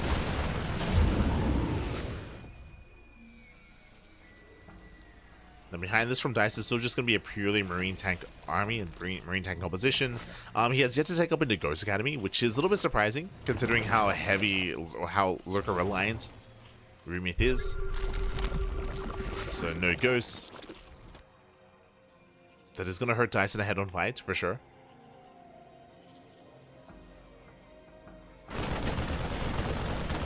It's going to hurt him.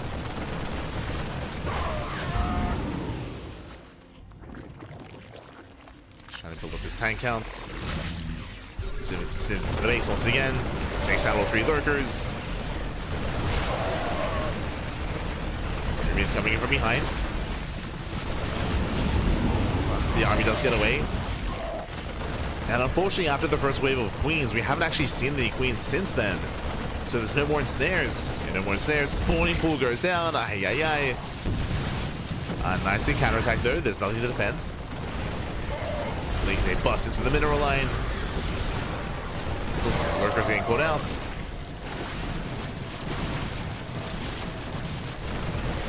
They late to respond. And town goes 15 SCVs. Rumi is trading a base for a base. He's trading bases. Loses another 7 drones. Drop back into the main. Oh, and again, this is getting out of hand, even catching out overlords. Now we have some Scourge in production. That will help.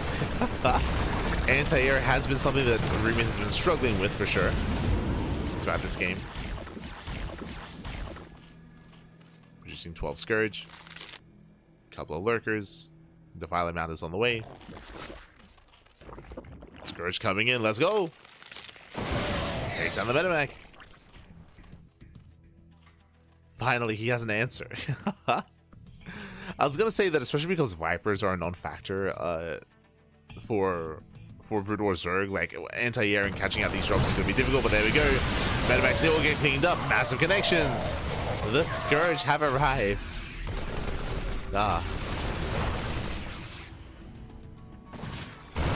Rumi finally has an answer. Likewise, Ghost production has begun for Dice, but quite delayed. And Rumi is breaking out. He's finally got control of his own bases. Does break out across map, timing on the Marines, gets us around, and the tanks will fall. There's no saving these tanks. Takes up the tank line. Oh god, but the Marines, they do stand strong. The Bio Army cleans up all the lunkers. Dice is holding on. Takes the better fight. Making 10 Marines at a time, getting into Widow Mines as well. And Rumi did overextend. Still has a high drone count, so he can somewhat recover. He can somewhat afford some of those losses. And now researching into him. Again, he's taking up towards the Defilers. But it is a ways away. He needs more time. But Dice is just so active here. And again, he needs to be, right? First Defilers on the way.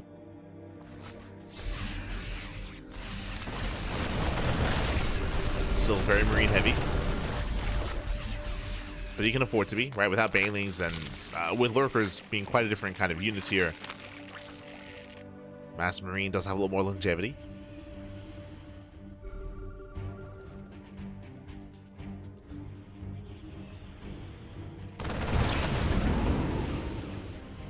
Medivac should be hunted down, but does at least unload. Oh my god, takes out all the Scourge. Okay. Dice. That was crazy. Does punish the Scourge. Once again, better engage here with the Marines, getting a full surround, coming in from behind and taking down every single Lurker. And again, these Lurkers are that much more fragile. Forced to pick up, there's no Scourge to punish. Has to rebuild his Scourge counts. The Defilers are still coming in. Oh, they're getting ready.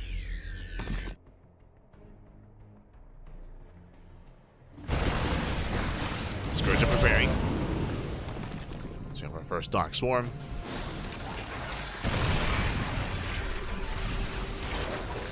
The snipe's going up, actually going for the EMP, and the snipe's just going for everything. Slice one, EMPs the other.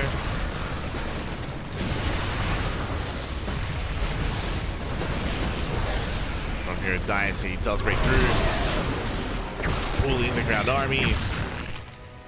Snipes, they don't care about your Dark Swarm. And even here, Marines, they take down the lurkers.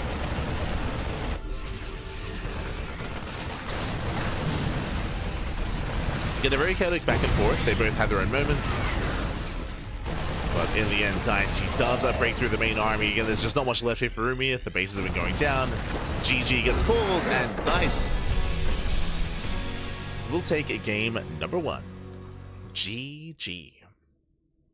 GG, well played. A very chaotic game state here where both players had their own moments. Dice was excelling early on with his drop play, with his harassment. Eventually, Rumiath was able to somewhat recover with his own queens, with eventually Scourge as well. But again, very back and forth, very messy. GG. GG, well played. Dice does take a lead in the series. Does take a lead, and we'll see if Rumiath can get a little bit more comfortable coming into Maganatha.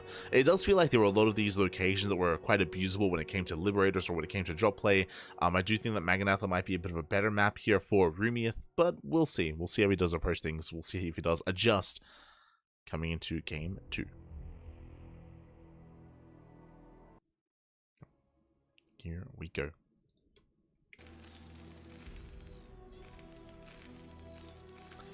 So jumping into game 2 and spawning in the top right-hand corner, we do have our South Korean Terran player. It is Dice, the Brood War Terran. In the bottom right, we do have our SC2 Zerg player. It is going to be Rumiath. See Dark Templar in the chat. Evo Mod is so much fun to watch. Yeah, it's a lot of fun, for sure.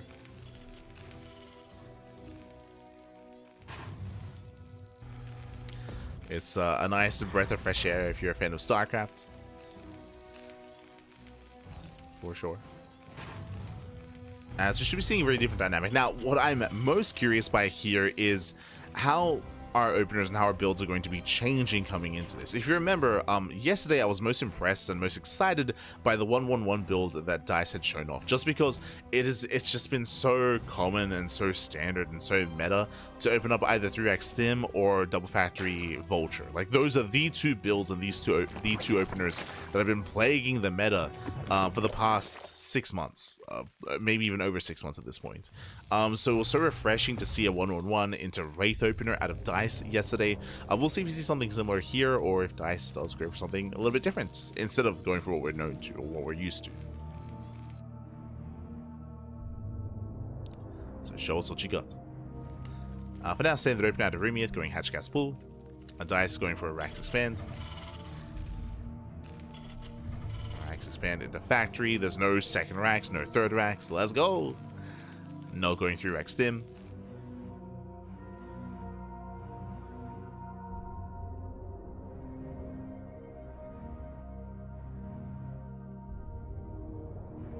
Leaning towards a 1-1-1 instead. Or I guess this could still be Double Factory. True. Could be.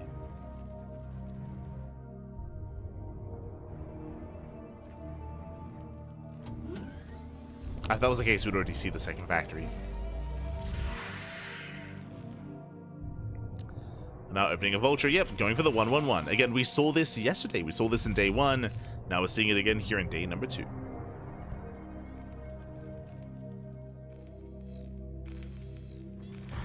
Going for a straight up 1-1-1. We'll see if once again it does open up Wraith to shut down Overlords and to gain a little bit of economic, or getting a little bit of just vision, scouting information. Machine Shop is on the way. Uh-oh. Getting into the Machine Shop. So we're leading towards a Spider Mine. Yep, there's that Wraith in production.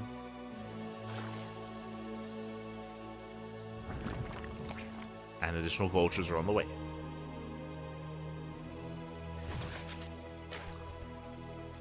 Spider-Man being resourced. So again, we saw this build yesterday as well.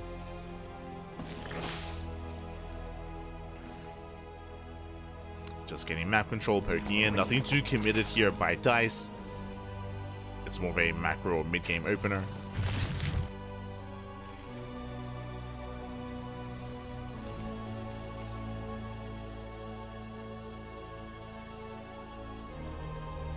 So Wraith does move out.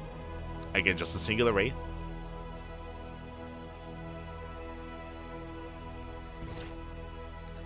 And I'm pretty sure this leads into Bio. I'm pretty sure this leads into, yes, a couple of Vultures, but into a second and third racks. Into an Academy. As Dicey does find an Overlord. Nice catch.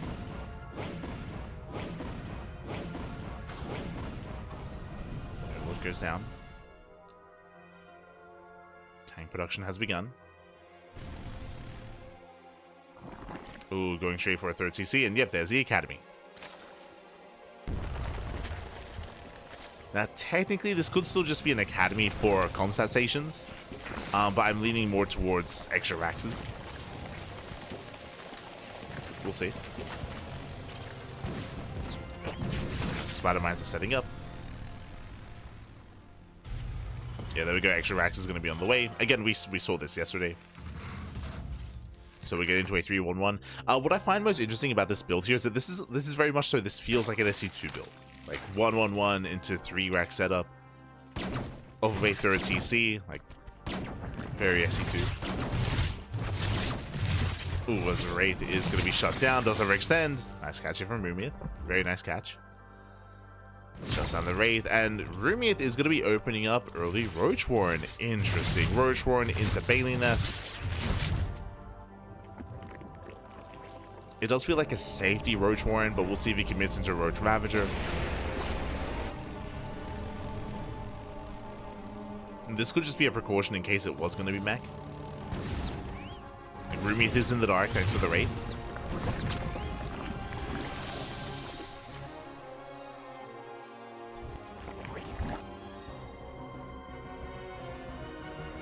Yeah, there we go. Melee upgrades. Melee upgrades. Bailey Nest into Bailey speed. We have Roach speed on the way as well, so it's going to be Ling Bane Roach Ravager. A very mid-game composition here from Rumiath.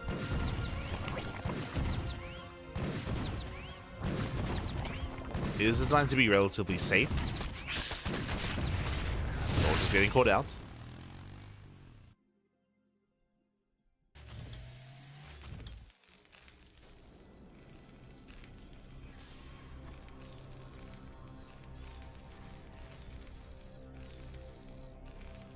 Catching up the Vultures. Microdream is still building up. We have the science facility on the way here from Dice, working towards a science vessel, I would imagine, and towards a radiate. Into a longer game. Let's go. This is what we want. Take us into the mid game. Take us into the late game. Oh, let's go. Drop into the main.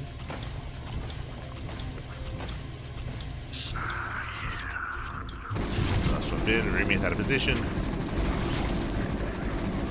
Catching up 4 drones.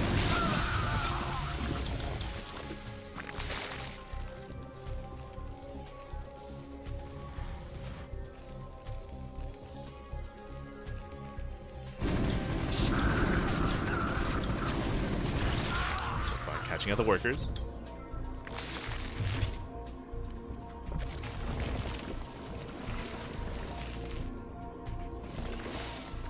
2-3 HLs on the way, taking him into the hive.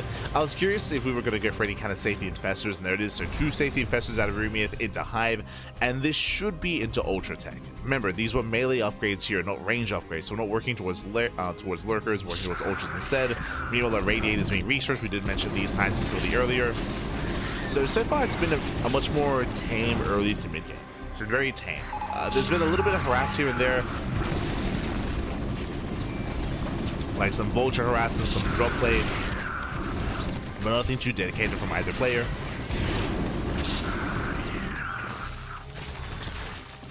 Nice catch.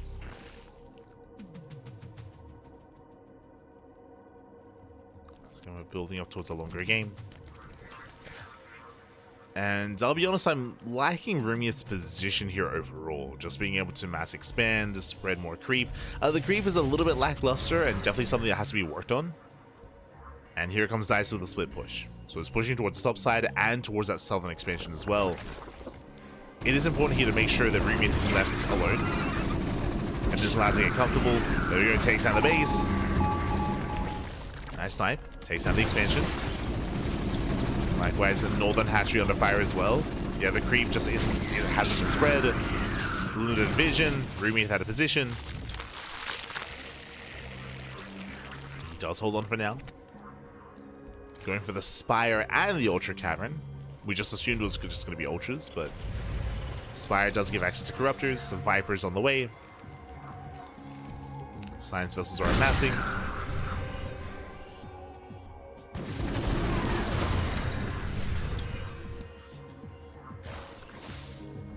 And again, this has just been a much slower game. Much, much slower.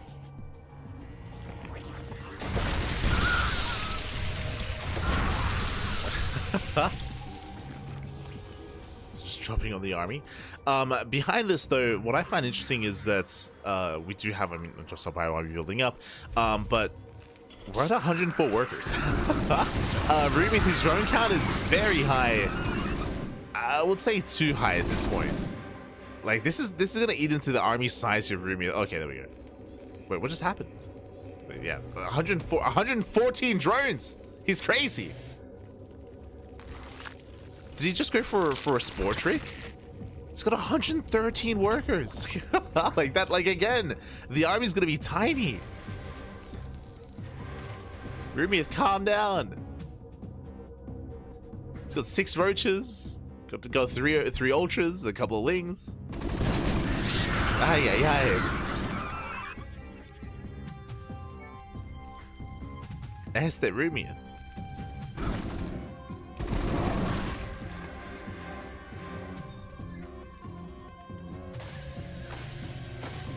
And again, you can get away with this with some of the other races, but with Zerg, like, I'm very concerned.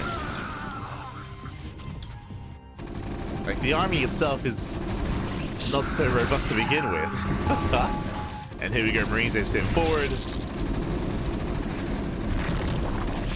Ultras are spotted. Here come the irradiates. It does irradiate all 3 ultras. Army does stim back. Army is actually overstimmed. Is overstimmed, has to get, oh god! Nice blinding cloud. Nice fungal as well, catching out the Marines.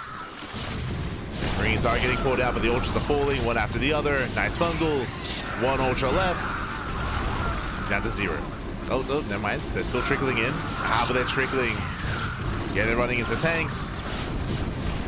The army kites back, takes down all the ultras. Rumi's still rallying in. Got 5 more ultras on the way.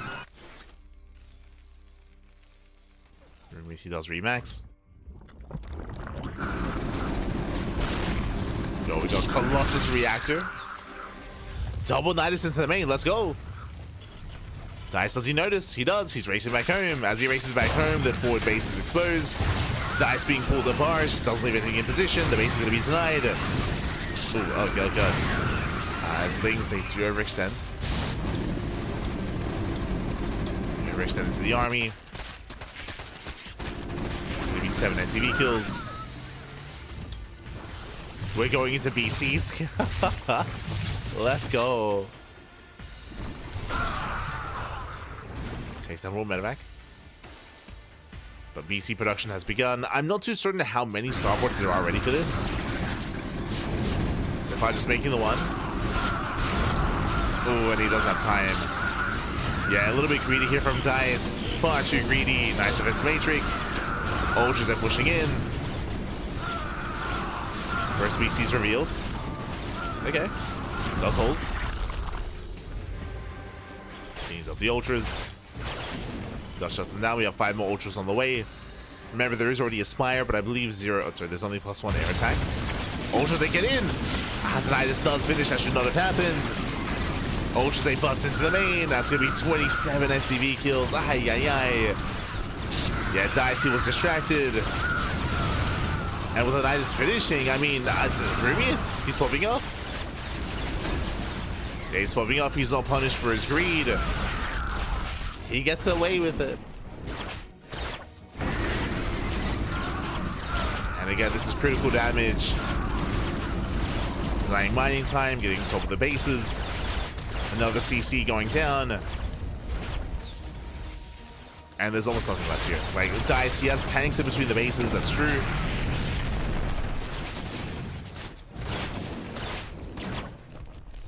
Dice has been broken. And catching out those tanks, there's no support, they're on their own. The tanks are exposed. The pants are down. And GG gets called with that ReBellioN. He will tie up the series 1-1. GG. GG, well played with that. ReBellioN does tie things up, and we are going to game number 3. What does Brutal Terran even have against Ultras? Science Vessels. Science Vessels and BCs. The Ultras, they weren't necessarily a big issue. The first wave of Ultras was cleaned up quite nicely, but it came down to the Nidus in the main. Whether it's Ultras or Lurkers or any unit coming out of the Nidus from, like, that was a brutal moment for Dice. So with that, he was pulled apart. He had to send everything into the main base to defend, which means that the forward bases were exposed. Then they got shut down by the reinforcing Lings and Ultras. So Dice, he was pulled apart. GG. GG, well played. Battle cruisers were for Ultras, but it was a bit late. I wouldn't say the battle cruisers were late. I would say that, again, like, it came down to just having a really rough time defending the main base, defending the forward base as well. Just the army was just not where it needed to be. The fact that if the Nidus hadn't finished in the main, I think he would have been able to hold on and the game would have continued. The game would have progressed. But the Nidus finishing up in the main base was a brutal moment there. I would say the game-winning moment for ReBellioN. GG. GG, well played. Got the Nidus up, and with that, ReBellioN does tie things up. We're going all the way to game number 3. As a reminder, this is a best of 5. True, is a best of 5. And we'll see who takes the lead. Oh. As we are getting to our next game. And loading once again into Magnatha. This morning in the top left-hand corner, we have our red Terran player, Dice. In the bottom right, we do have our SE2 Zerg. It is ReBellioN. Bearing in mind that Dice, as he did lose the last game, he had the choice to make whether he wants to play SE2 or Brood War, and he did stick with Brood War Terran. So here we go.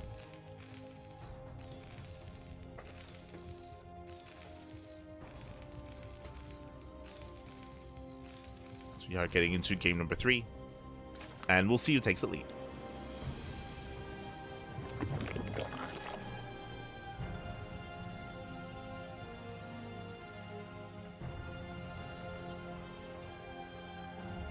And again, it's going to be on Dice to tighten up his base defense as well, to be able to keep up and shut down those Nidus worms, to make sure they do not get up and running.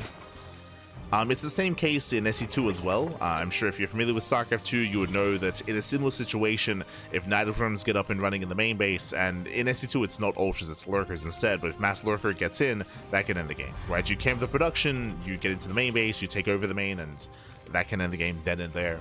We've seen many a player like Clem, like Maru, like Biana get taken out by that kind of play. It's applicable here as well.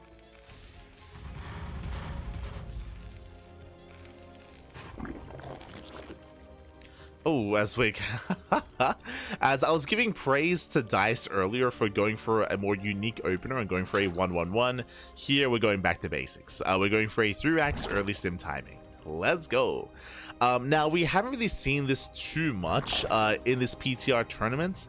We saw it out of Zardiant, if you remember. Zardiant yesterday did whip out the 3-axe stim.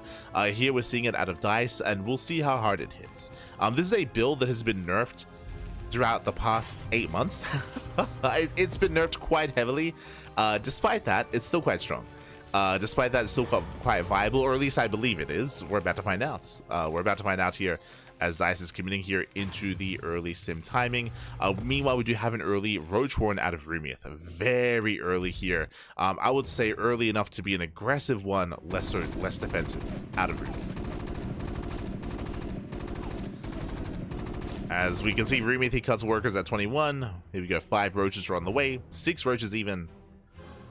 So he's going for his own early roach rush. Now, what's scary here is that Dice hasn't scouted. Dice, there was no, from my understanding, there was no SCV scout that spotted this. Likewise, there's no Reapers, of course, as it is Brood War Terran. So scouting is a little bit more difficult here from the Brood War side of things. He's not blindly getting a bunker. And here come the roaches. Here comes the all-in. And again, there is no blind bunker. There is no scouting or understanding of what's going on, and the all-in is coming.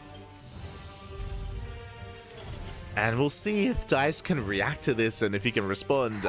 He's gonna have some medics at least. He's building up an army. Does for the roaches, he knows. Yeah, does for the roaches, and he does not get the Overlord. Overlord does survive. Meanwhile, the Marines are getting all their own. They do focus down one of the roaches. Boys are being pulled. Marines are falling one after the other. Nice target firing here out of Rumith. Does focus on the Marines. And we're down to two Marines left. A bunker just now begins, but again, it was a late scout, a late bunker. This bunker is going to be denied. Stim is done, true. Stim is complete. 6 SCVs going down, getting it to 7, getting it to 8. 8 SCV kills, but Dice holds. Ooh, okay, so Dice, he does hold, he shuts us down, and in the aftermath here, who's in a better position? We do see Rumith has been droning. He's working towards gases, getting into a lair as well. Rumith, his army is lacking. He threw away a lot of roaches, and right now, if Dice were to counterattack, he might be able to break through. We'll see as he's waiting for his upgrades. 238 shells are on the way. He bled out a lot of Marines, and Rumith, he might be able to get away with expanding and droning. Here comes a Marine Scout. It does get eyes on the third. Does confirm.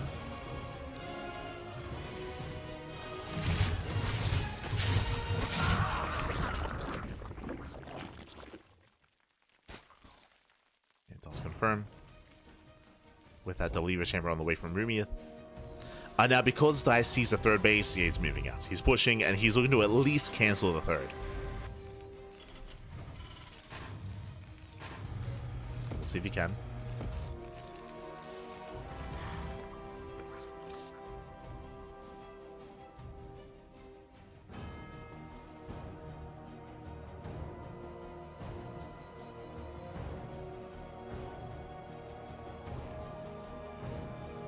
Vultures are such weak source units. Not at all. I would say vultures. Sorry, vultures. Vultures are pretty good, but if you're referring to the previous game, like vultures, there were only 4 of them ever made. Like, they're not built to, or he was not going to mech. Like, he was not massing vultures by any means.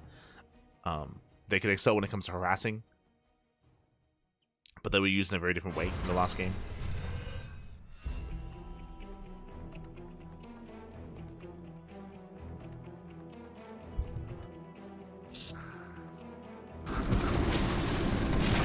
I can promise you that a lot of SC2 Terrans wish that vultures were in StarCraft 2. Aye, aye, aye.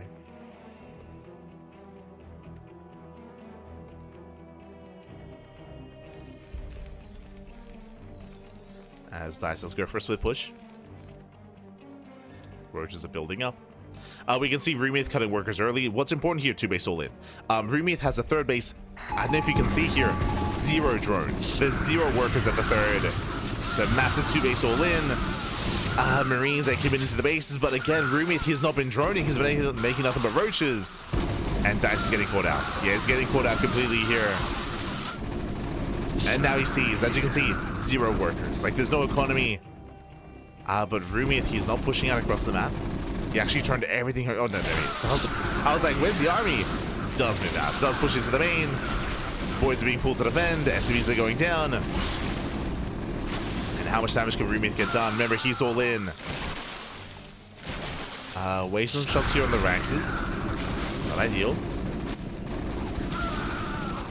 Likewise, he defends back at home. So far, 10 SCV kills. He doesn't trade with the Marines. Dice holds. Dice is holding the main base. But there's still more roaches. Yeah, there's still more roaches. He's still walking across the map, but going for siege mode. Let's go. Deny siege mode. Siege mode is denied. 18 SCV kills. Denies the third base as well. And he can force a cancel. Can force that cancel. I say that, actually, quite a lot of HP.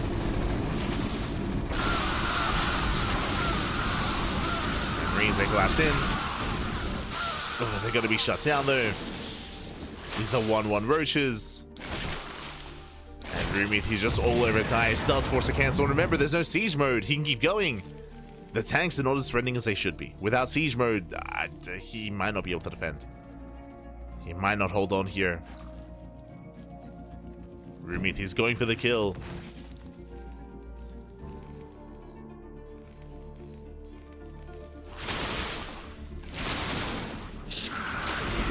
Does dive into the natural. Files here on the main army. Does run away the tanks. Siege mode is now done. He can siege up. And he does. It does siege up, but that's still going to be another 14 SCV kills. Down to a 1 base economy. And ReBellioN backs off. And again, he doesn't have to go for the kill. Like ReBellioN, he can back off, he can get a 4th base, he can take up. Hive is now on the way. From here, he can work towards ultras. ReBellioN, he can do whatever he wants. I think my only concern would be drop play, as we're seeing here. Like anti-air is one thing that ReBellioN is lacking quite heavily.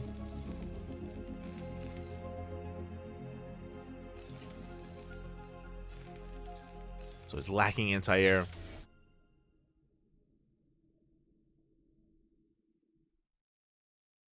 He has queens and fungals.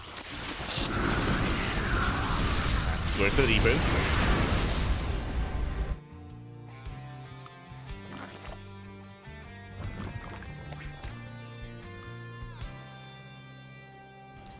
Once he has the hive, he can go into Viper Tech and get parasitic bombs. Queens, they keep. Oh no, the queens! They keep up, they shut down the drop. Nice, he was patrolling into the queens. He scans, he sees 3 base saturation. And ReBellioN, he's running up. And here comes the Ultra Cavern. Again, the hive is on, so now into Ultras. Getting up to a 4 base economy. Again, he's free to drone up to 80.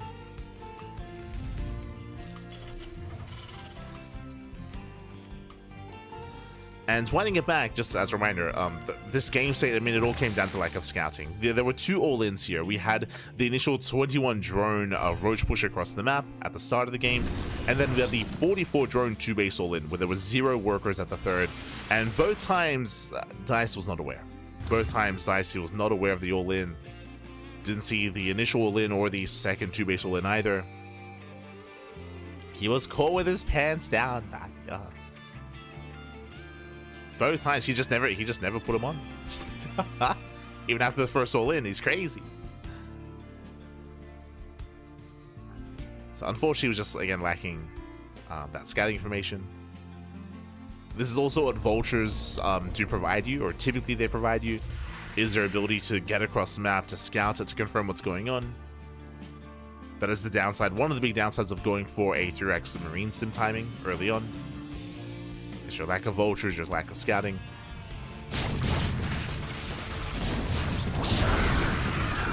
Bungles, they go up, they lock down the... Oh god, they lock down the medics! Medics, they get shut down. 5 ultras on the way, going for a massive Doom drop. Let's go, we're getting fancy. I mean, ReBellioN can do whatever he wants. He's got 200 supply. Like, he's maxed out. He's got double the supply of his opponents. The ultras, they're thick boys.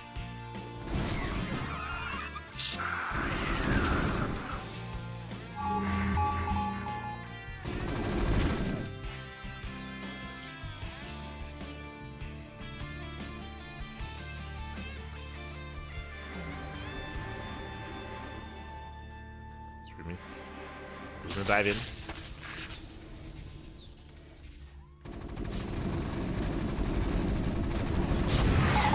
God, the SimCity is working against DICE. Half the tanks are on siege, Fungus coming in, and here come the Ultras. GG gets called, and ReBellioN takes a 2-1 lead in the series. GG. Whew. GG, well played again. ReBellioN with a hyper-aggressive style here, going for non-stop all-ins, and once again, as we mentioned, DICE, he failed to scout both all-ins. The initial one off of 21 workers, and the follow-up all-in off of 44 drones as well.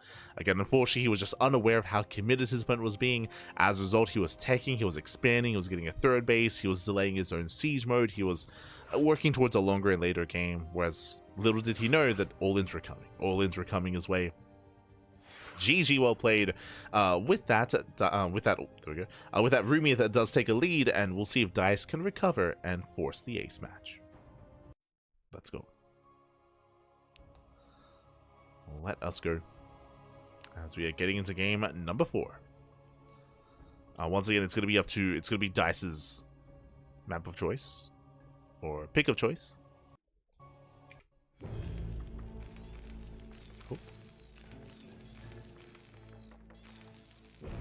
And spawning in the bottom left-hand corner, we do have our Brood War Terran player. It is Dice, the Korean Terran. And in the top left, we do have our SC2 Zerg player. It is ReBellioN.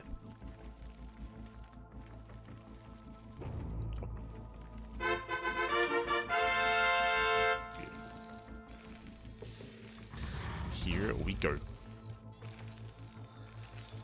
We're locked into Vermeer. Vermeer, of course, is a 4-player spawn map. You can spawn in at either corner of said map. And because of this, we often do see greedy builds. We often see CC first. But, oh, never mind. There's going to be an earlier Rax here. I mean, I don't blame Dice, especially after the last game, considering how aggressive and how all-in ReBellioN was. So Dice being a little bit safer. Going for the earlier Rax. And he could gamble a little bit here and go for another 3-rack stim timing. We saw that last game he wasn't able to embrace his stim timing because of the roach aggression of ReBellioN.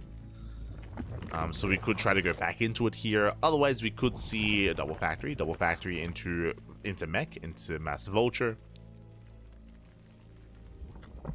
Or we could see a 1-1-1. There it is, second racks. Okay, we have the answer. If at first you don't succeed, try and try and try again. So remember, last game we had a 3x sim timing out of Dice, but he failed to hit his timing because of the roach all-in that hit before his bio army and before his sim could really kick in and really get into high gear.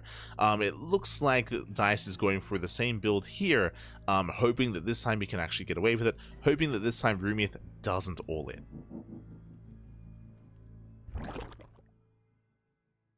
As there's that third Rax.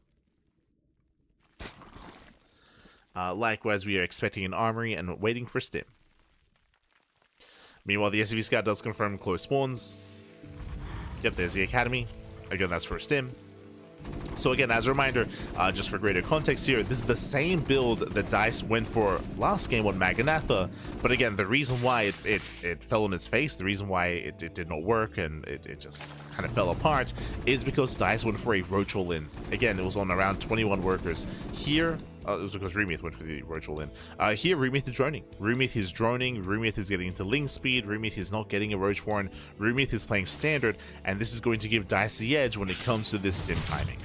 And again, this build was, I mean, they nerfed the hell out of this build over the course of the past 6-7 months.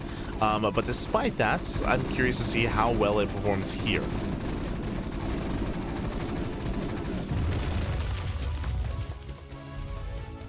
For those that haven't seen StarCraft Evolution before, the reason why this was nerfed so hard and the reason why this was so dominant over the past 7 months is because of the way that stim timings and 3-axes are different here compared to an SE2. The Academy does give you access to stim, true. What else does it do? It gives you access to medics and to fire bats as well. In StarCraft 2, this kind of timing and this build hits a lot later if you want to hit with medevacs, just because you have to wait for the starport. But here you don't need a starport for medics, so you can just make medics out of the racks, and you can just make fire bats out of the racks as well. You don't need a factory, you don't need a starport. That's what makes this even stronger in Brood War, or in StarCraft Evolution. So this can hit like a truck, and it typically does. Meanwhile, we do see ReBellioN coming in with the Overlord. He is going for a Baneling S defense, not with roaches. And Marines are moving out. And they are spotted. ReBellioN does spot the move out. ReBellioN is aware. Stim is revealed. And ReBellioN, I believe he should have... Oh god, he's getting caught out!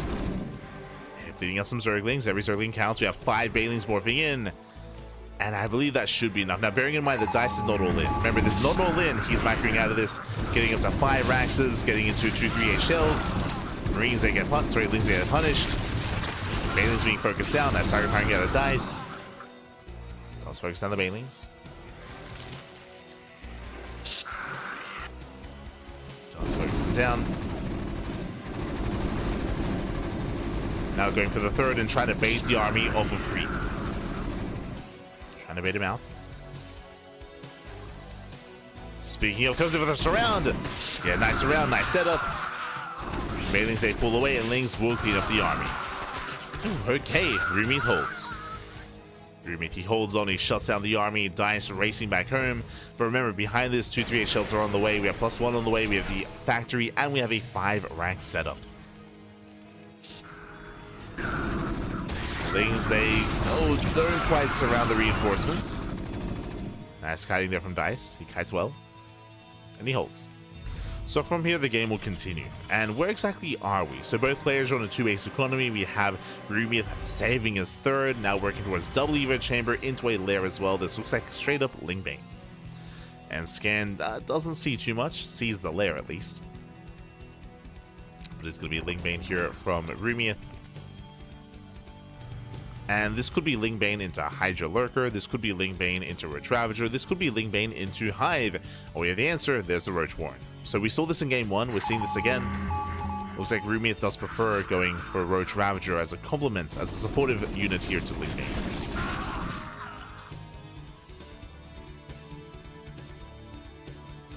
So still going into those Roaches. I mean, it is a safe way to play.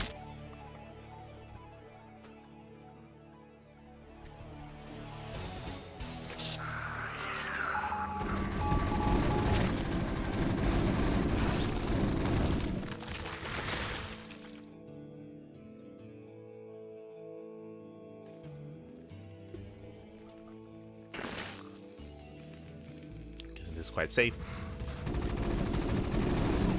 Likewise, Marines do catch out the Overlord in the main. Overlord does confirm the production. And ReBellioN is taking up towards Hive, towards Ultras again. So just like last time, it should just be Lingbane or Roach Ravager into Ultra. That should be like the end goal here of ReBellioN.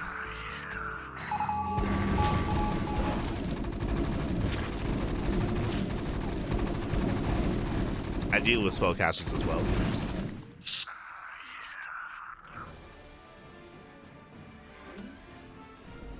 Well, Dice is being active. Here comes that Science Facility. Again, that should be for Science Vessels. That should be for Irradiate. We spoke about it and we saw it in Game 1 on Magnatha, where Irradiate is ideal against Ultras, Irradiate's ideal against Infestors. That's also where EMPs come into play. So Science Vessels are going to be a pretty crucial part here in regards to the Terran Army. Oh! As Lingbane does collapse in, just coming for the surround. Not bad. Catching out almost every single medic. That was what, like 10, 12 medics going down? Jesus. Catching out all the medics. And catching out Dice. Oh. As ReBellioN is overextending. And does overextend. Does get punished. Overall, I still think that was a better trade for ReBellioN though, as he called out so many medics. You can see that 12. Well, 12 in total.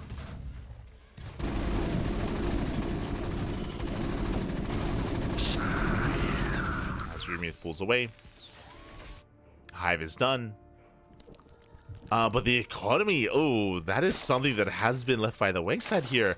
ReBellioN down to 70 workers. This is not good enough, not in this kind of game state. So ReBellioN down in workers, down in economy.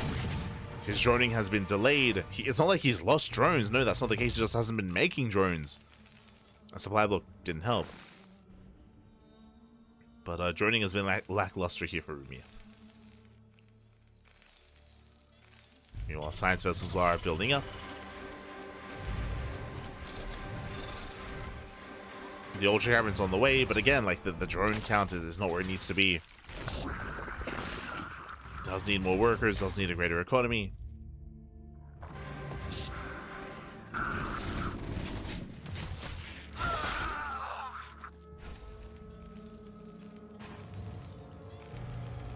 ReBellion's building up. And I'm liking the trajectory here of ReBellion's army a little bit more here so far compared to ReBellion. See ReBellion. Like the trajectory of Dice's army more than ReBellioN, at least currently. Again, ReBellioN just needs more time, needs more drones. Now getting up to 80. Dropping to the main. Catching out the Queen.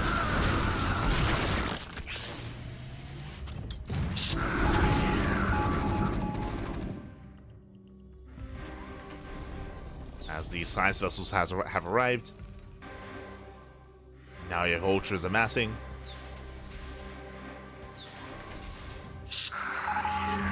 Dice is pushing it towards the base. This expansion is so isolated. ReBellioN, he has to commit. He goes for it. Does go for the dive. A nice spread there from Dice.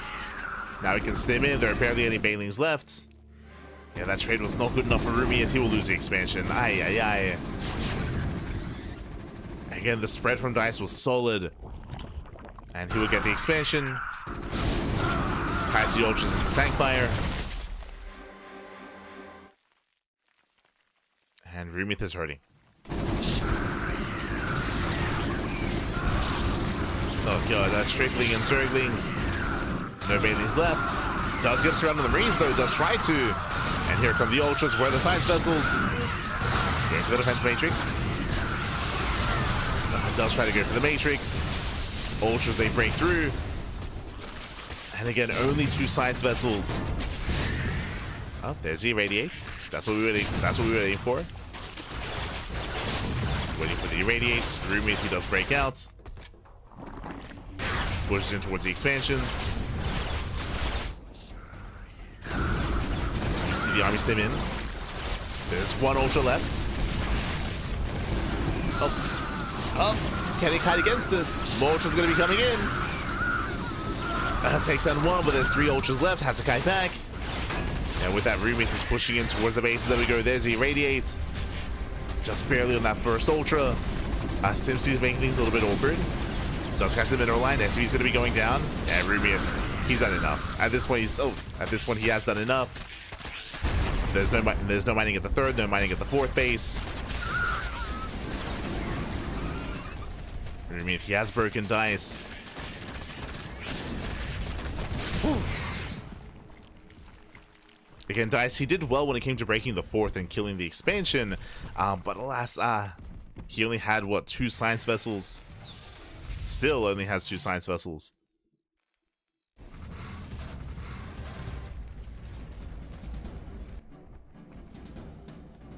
Oh, yo, we get the drums again. Let's go. I really like this, like, whenever this soundtrack hits on Vermeer. Vámonos, papi, vámonos.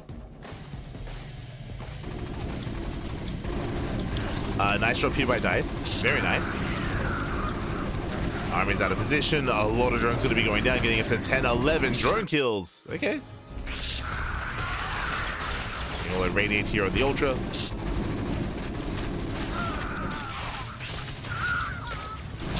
Some drones. Oh my god. The army does get in. The spread is not good enough there from Dice. Does take a lot of damage. Takes down both Ultras. Spire is on the way. You could argue the Spire is late. As the drops are still distracting. Dice slowly recovering, reclaiming his own 3rd. Vessels getting a little bit cavalier. They're moving out. They're hunting down Ultras. Speaking of, they find one. There it is. They get the Irradiate.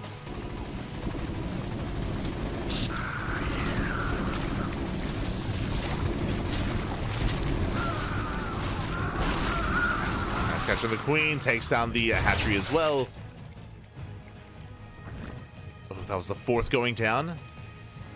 Now, Rumith, even though he has a decent drone count, remember, he's only on 3 bases, and even then, he doesn't really have much of an economy to work with. He doesn't have any mineral patches. You know what, Double Nidus? Uh-oh. We've seen this before. Double Nidus into the main. Dice, does he respond? He does not. The Nidus orders are finishing. Big oversight. Dice, he did not notice. But where are the Ultras? They're not where they need to be. Yeah, they're out in the open. They were not in the Nidus. Nice Irradiate. Oof. As Ultras, they break through the Marines. Oh my god. They get shut down by the tanks. The Ultras, they melt. Jesus. And Dice is holding. Dice, he holds. He defends well. Against the Nidus swarms were my biggest concern, but there were no Ultras inside. No Ultras in the Nidus. And with that, Dice, he's stabilizing. He's stabilizing on 3 bases. Rumith, he needs to expand.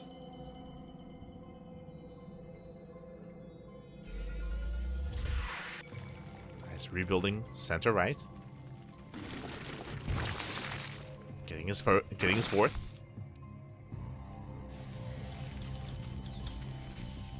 Ace is on the way. A Greater Spire out of Rumieth. Now, I do think the Broodlords would be a stronger tech choice here for Rumieth, but he doesn't really have the economy to sustain that currently. He's getting there, though, as he's reestablishing his bases. But we'll see how he's able to switch into Broodlords. Building up more Corruptors. He has +1 air attack.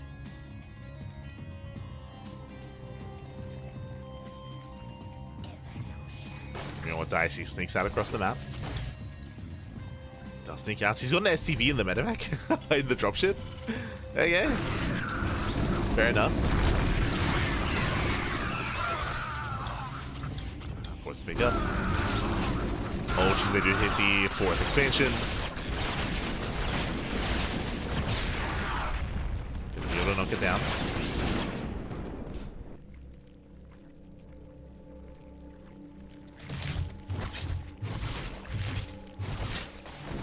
Take a lot of hits, takes a lot of damage. And so far, Rumieth is keeping up with the drop play. Yeah, Corruptors, they shut them down. Shut down the drops. Oh no! Ah, leaves them idle. Getting 1, getting 2. Takes on both dropships. And Rumieth is maxing out.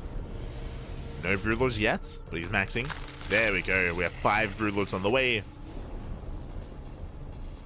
And again, I don't think the dice can deal with that, with these broods.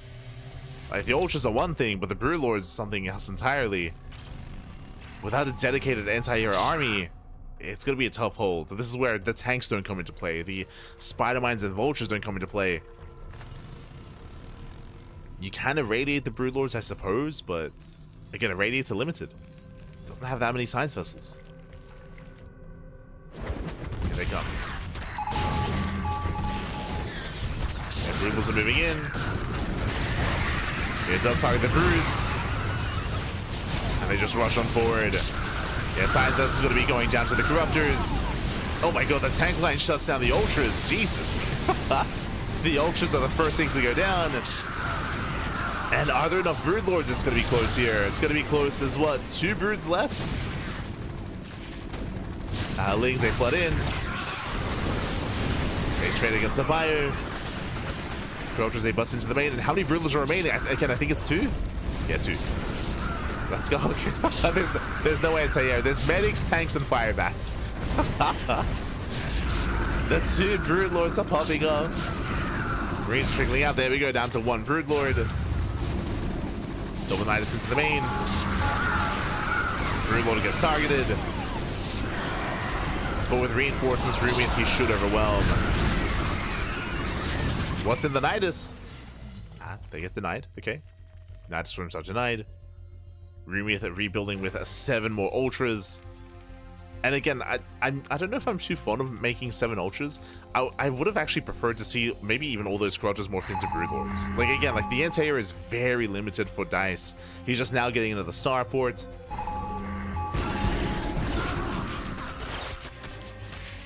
I mean, maybe there's no wrong answer here for Rumieth, just because he has momentum. Technically, you could just remax on anything, and it'll all work eventually. Yeah.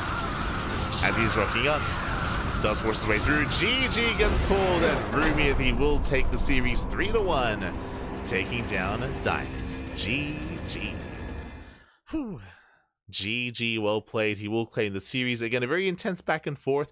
Very impressive play there by Dice, just because he was in a dire position previously, like 6 minutes ago, where he was in a dire position, he was up against the wall, and we saw that Rumieth, he was unable to break through, he was unable to kill him, he did overextend at times, and we saw that Dice was able to reestablish his 3rd, and even reestablish his 4th base as well, but Rumieth wasn't resting on his laurels. He was taking up into a Greater Spire, taking up into Broodlords as well. Like, he was still expanding, taking more bases, he wasn't tunnel visioning too hard, and he still maintained his lead. GG. GG, well played. He did maintain his lead, and with that, Rumieth, he will claim the series and will advance on to the grand finals. Impressive play here, considering I mean, Rumieth is a really good player, don't get me wrong, but when I think of the hierarchy of Brood War players currently, like, I rate threepoint very highly. but 3Point he played Protoss. True. Like, it's one of those things where coming into this tournament, coming into this bracket, I had high expectations from 3Point. I mean, he got knocked out early. He was not really much of a factor coming into this. And this also allows other players to excel. Other players like Rumieth. GG, well played. And with that, we are getting ready here for our next matchup. Let's go. Is ReBellioN playing in any of these competitions? I remember him being a thing in StarCraft Heart of Swarm first being a thing. For currently, I would say no. ReBellioN, he hasn't been active for a very, very long time. I guess technically he could, like, no one knows exactly who Dice is, or I say no one, only a select few people know who Dice is. So I guess technically ReBellioN could be Dice, I suppose. Yeah, that's merely only speculation. Otherwise, outside of that possibility, like ReBellioN, he's not currently active. I do think it's worth like mentioning some of these older names just because, of course, Tasia's back, right? I mean, hey, if Tasia can come back, if the STC can come back, then anyone can come back, really. So yeah, exciting to see like what comes in the future of 2025 for StarCraft Evolution. For StarCraft Evolution to bring back the SEC and for it to bring back Supernova and for it to bring back Tasia as well. You know, potentially we might see some other returning players from years gone by also return as well. I'm holding out hope for patience. Holding out hope. That's my dream. That's my dream.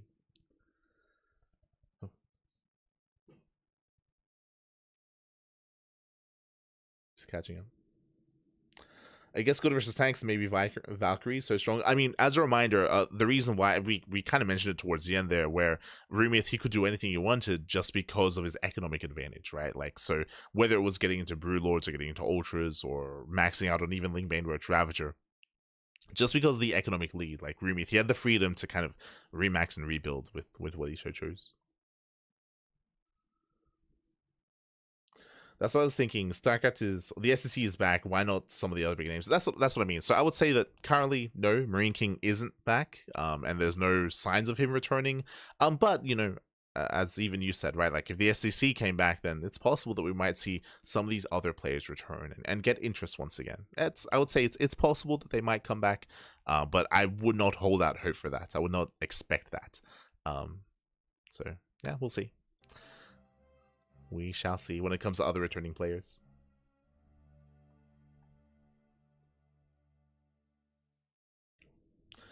Otherwise, GG, well played.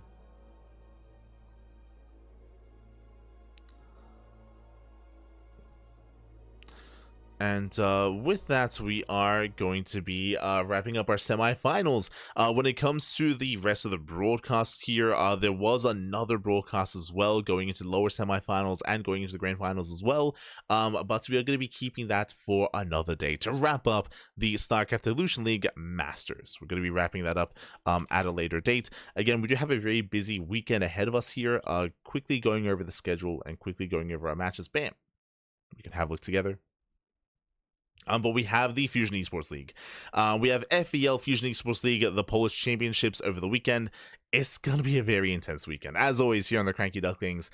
For those who are unaware, Fusion Esports League is a new tournament that is announced in Poland. It is an $8,000 offline event. So it's a big offline event happening, and they just announced that Clem and Rainer are going to be a part of the event as well. So they have some global invites. Clem is going to be there. Rainer is going to be there alongside some of the other top players in the world as well. So a big event is happening that is going to be after Esports World Cup, but this is kind of like a lead up to that. This is the FEL Polish Championship. This is a Polish only tournament. This is going to be featuring players like Arts, like Papi, like Geralt, Christianer, Elazer, Spirit as well. They're all going to be Trifax. They're all going to be facing off in the Polish Championship. It's going to be a 2-day event, or I think even 3-day event. We're going to be all over that here on the channel, on the CranKy Ducklings, and we're going to have the Fusion Esports League main event. Again, that's going to be at the end, or that's going to be at the end of the month. That's going to be after the Esports World Cup. So we have again another big event happening. Not just this event, we have the Streamer Zone event that was announced as well. That's going to be a $25,000 prize pool.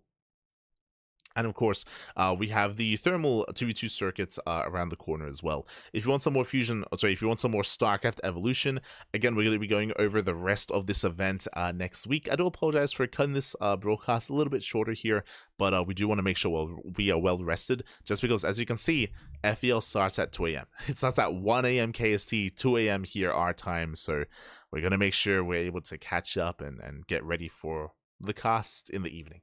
At 2 a.m. cast, it's gonna be brutal. It's as always. Also, I can now confirm, I can now say publicly, I know that there were some people that were asking about it that maybe weren't too sure, but yes, we do have a permission, we have authorization now to cast Esports World Cup. We casted it last year, so we assume that we would be able to this year as well, but we will be casting the EWC, Esports World Cup will be here on the channel. We're going to be co-streaming once again. We co-streamed last year, we're going to be co-streaming this year as well.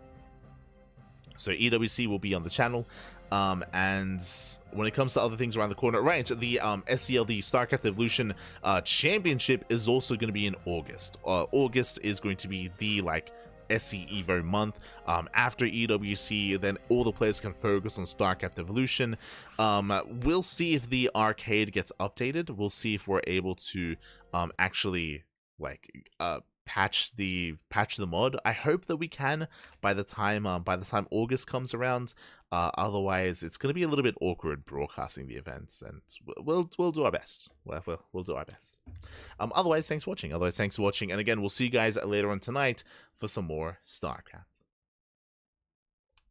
I'll be here for EWC. Let's go. Clem is committing. Yes. Clem is committing. But yes, we're going to be wrapping up here for the time being. And again, we're going to be back in the evening at 2 a.m. with the Fusion Esports League with the Polish Championship. We'll see you then for our next broadcast. Otherwise, thank you so much for watching, and we'll see you guys next time. Until then, hasta luego. Ciao, papi, ciao. Hasta luego. See you next time.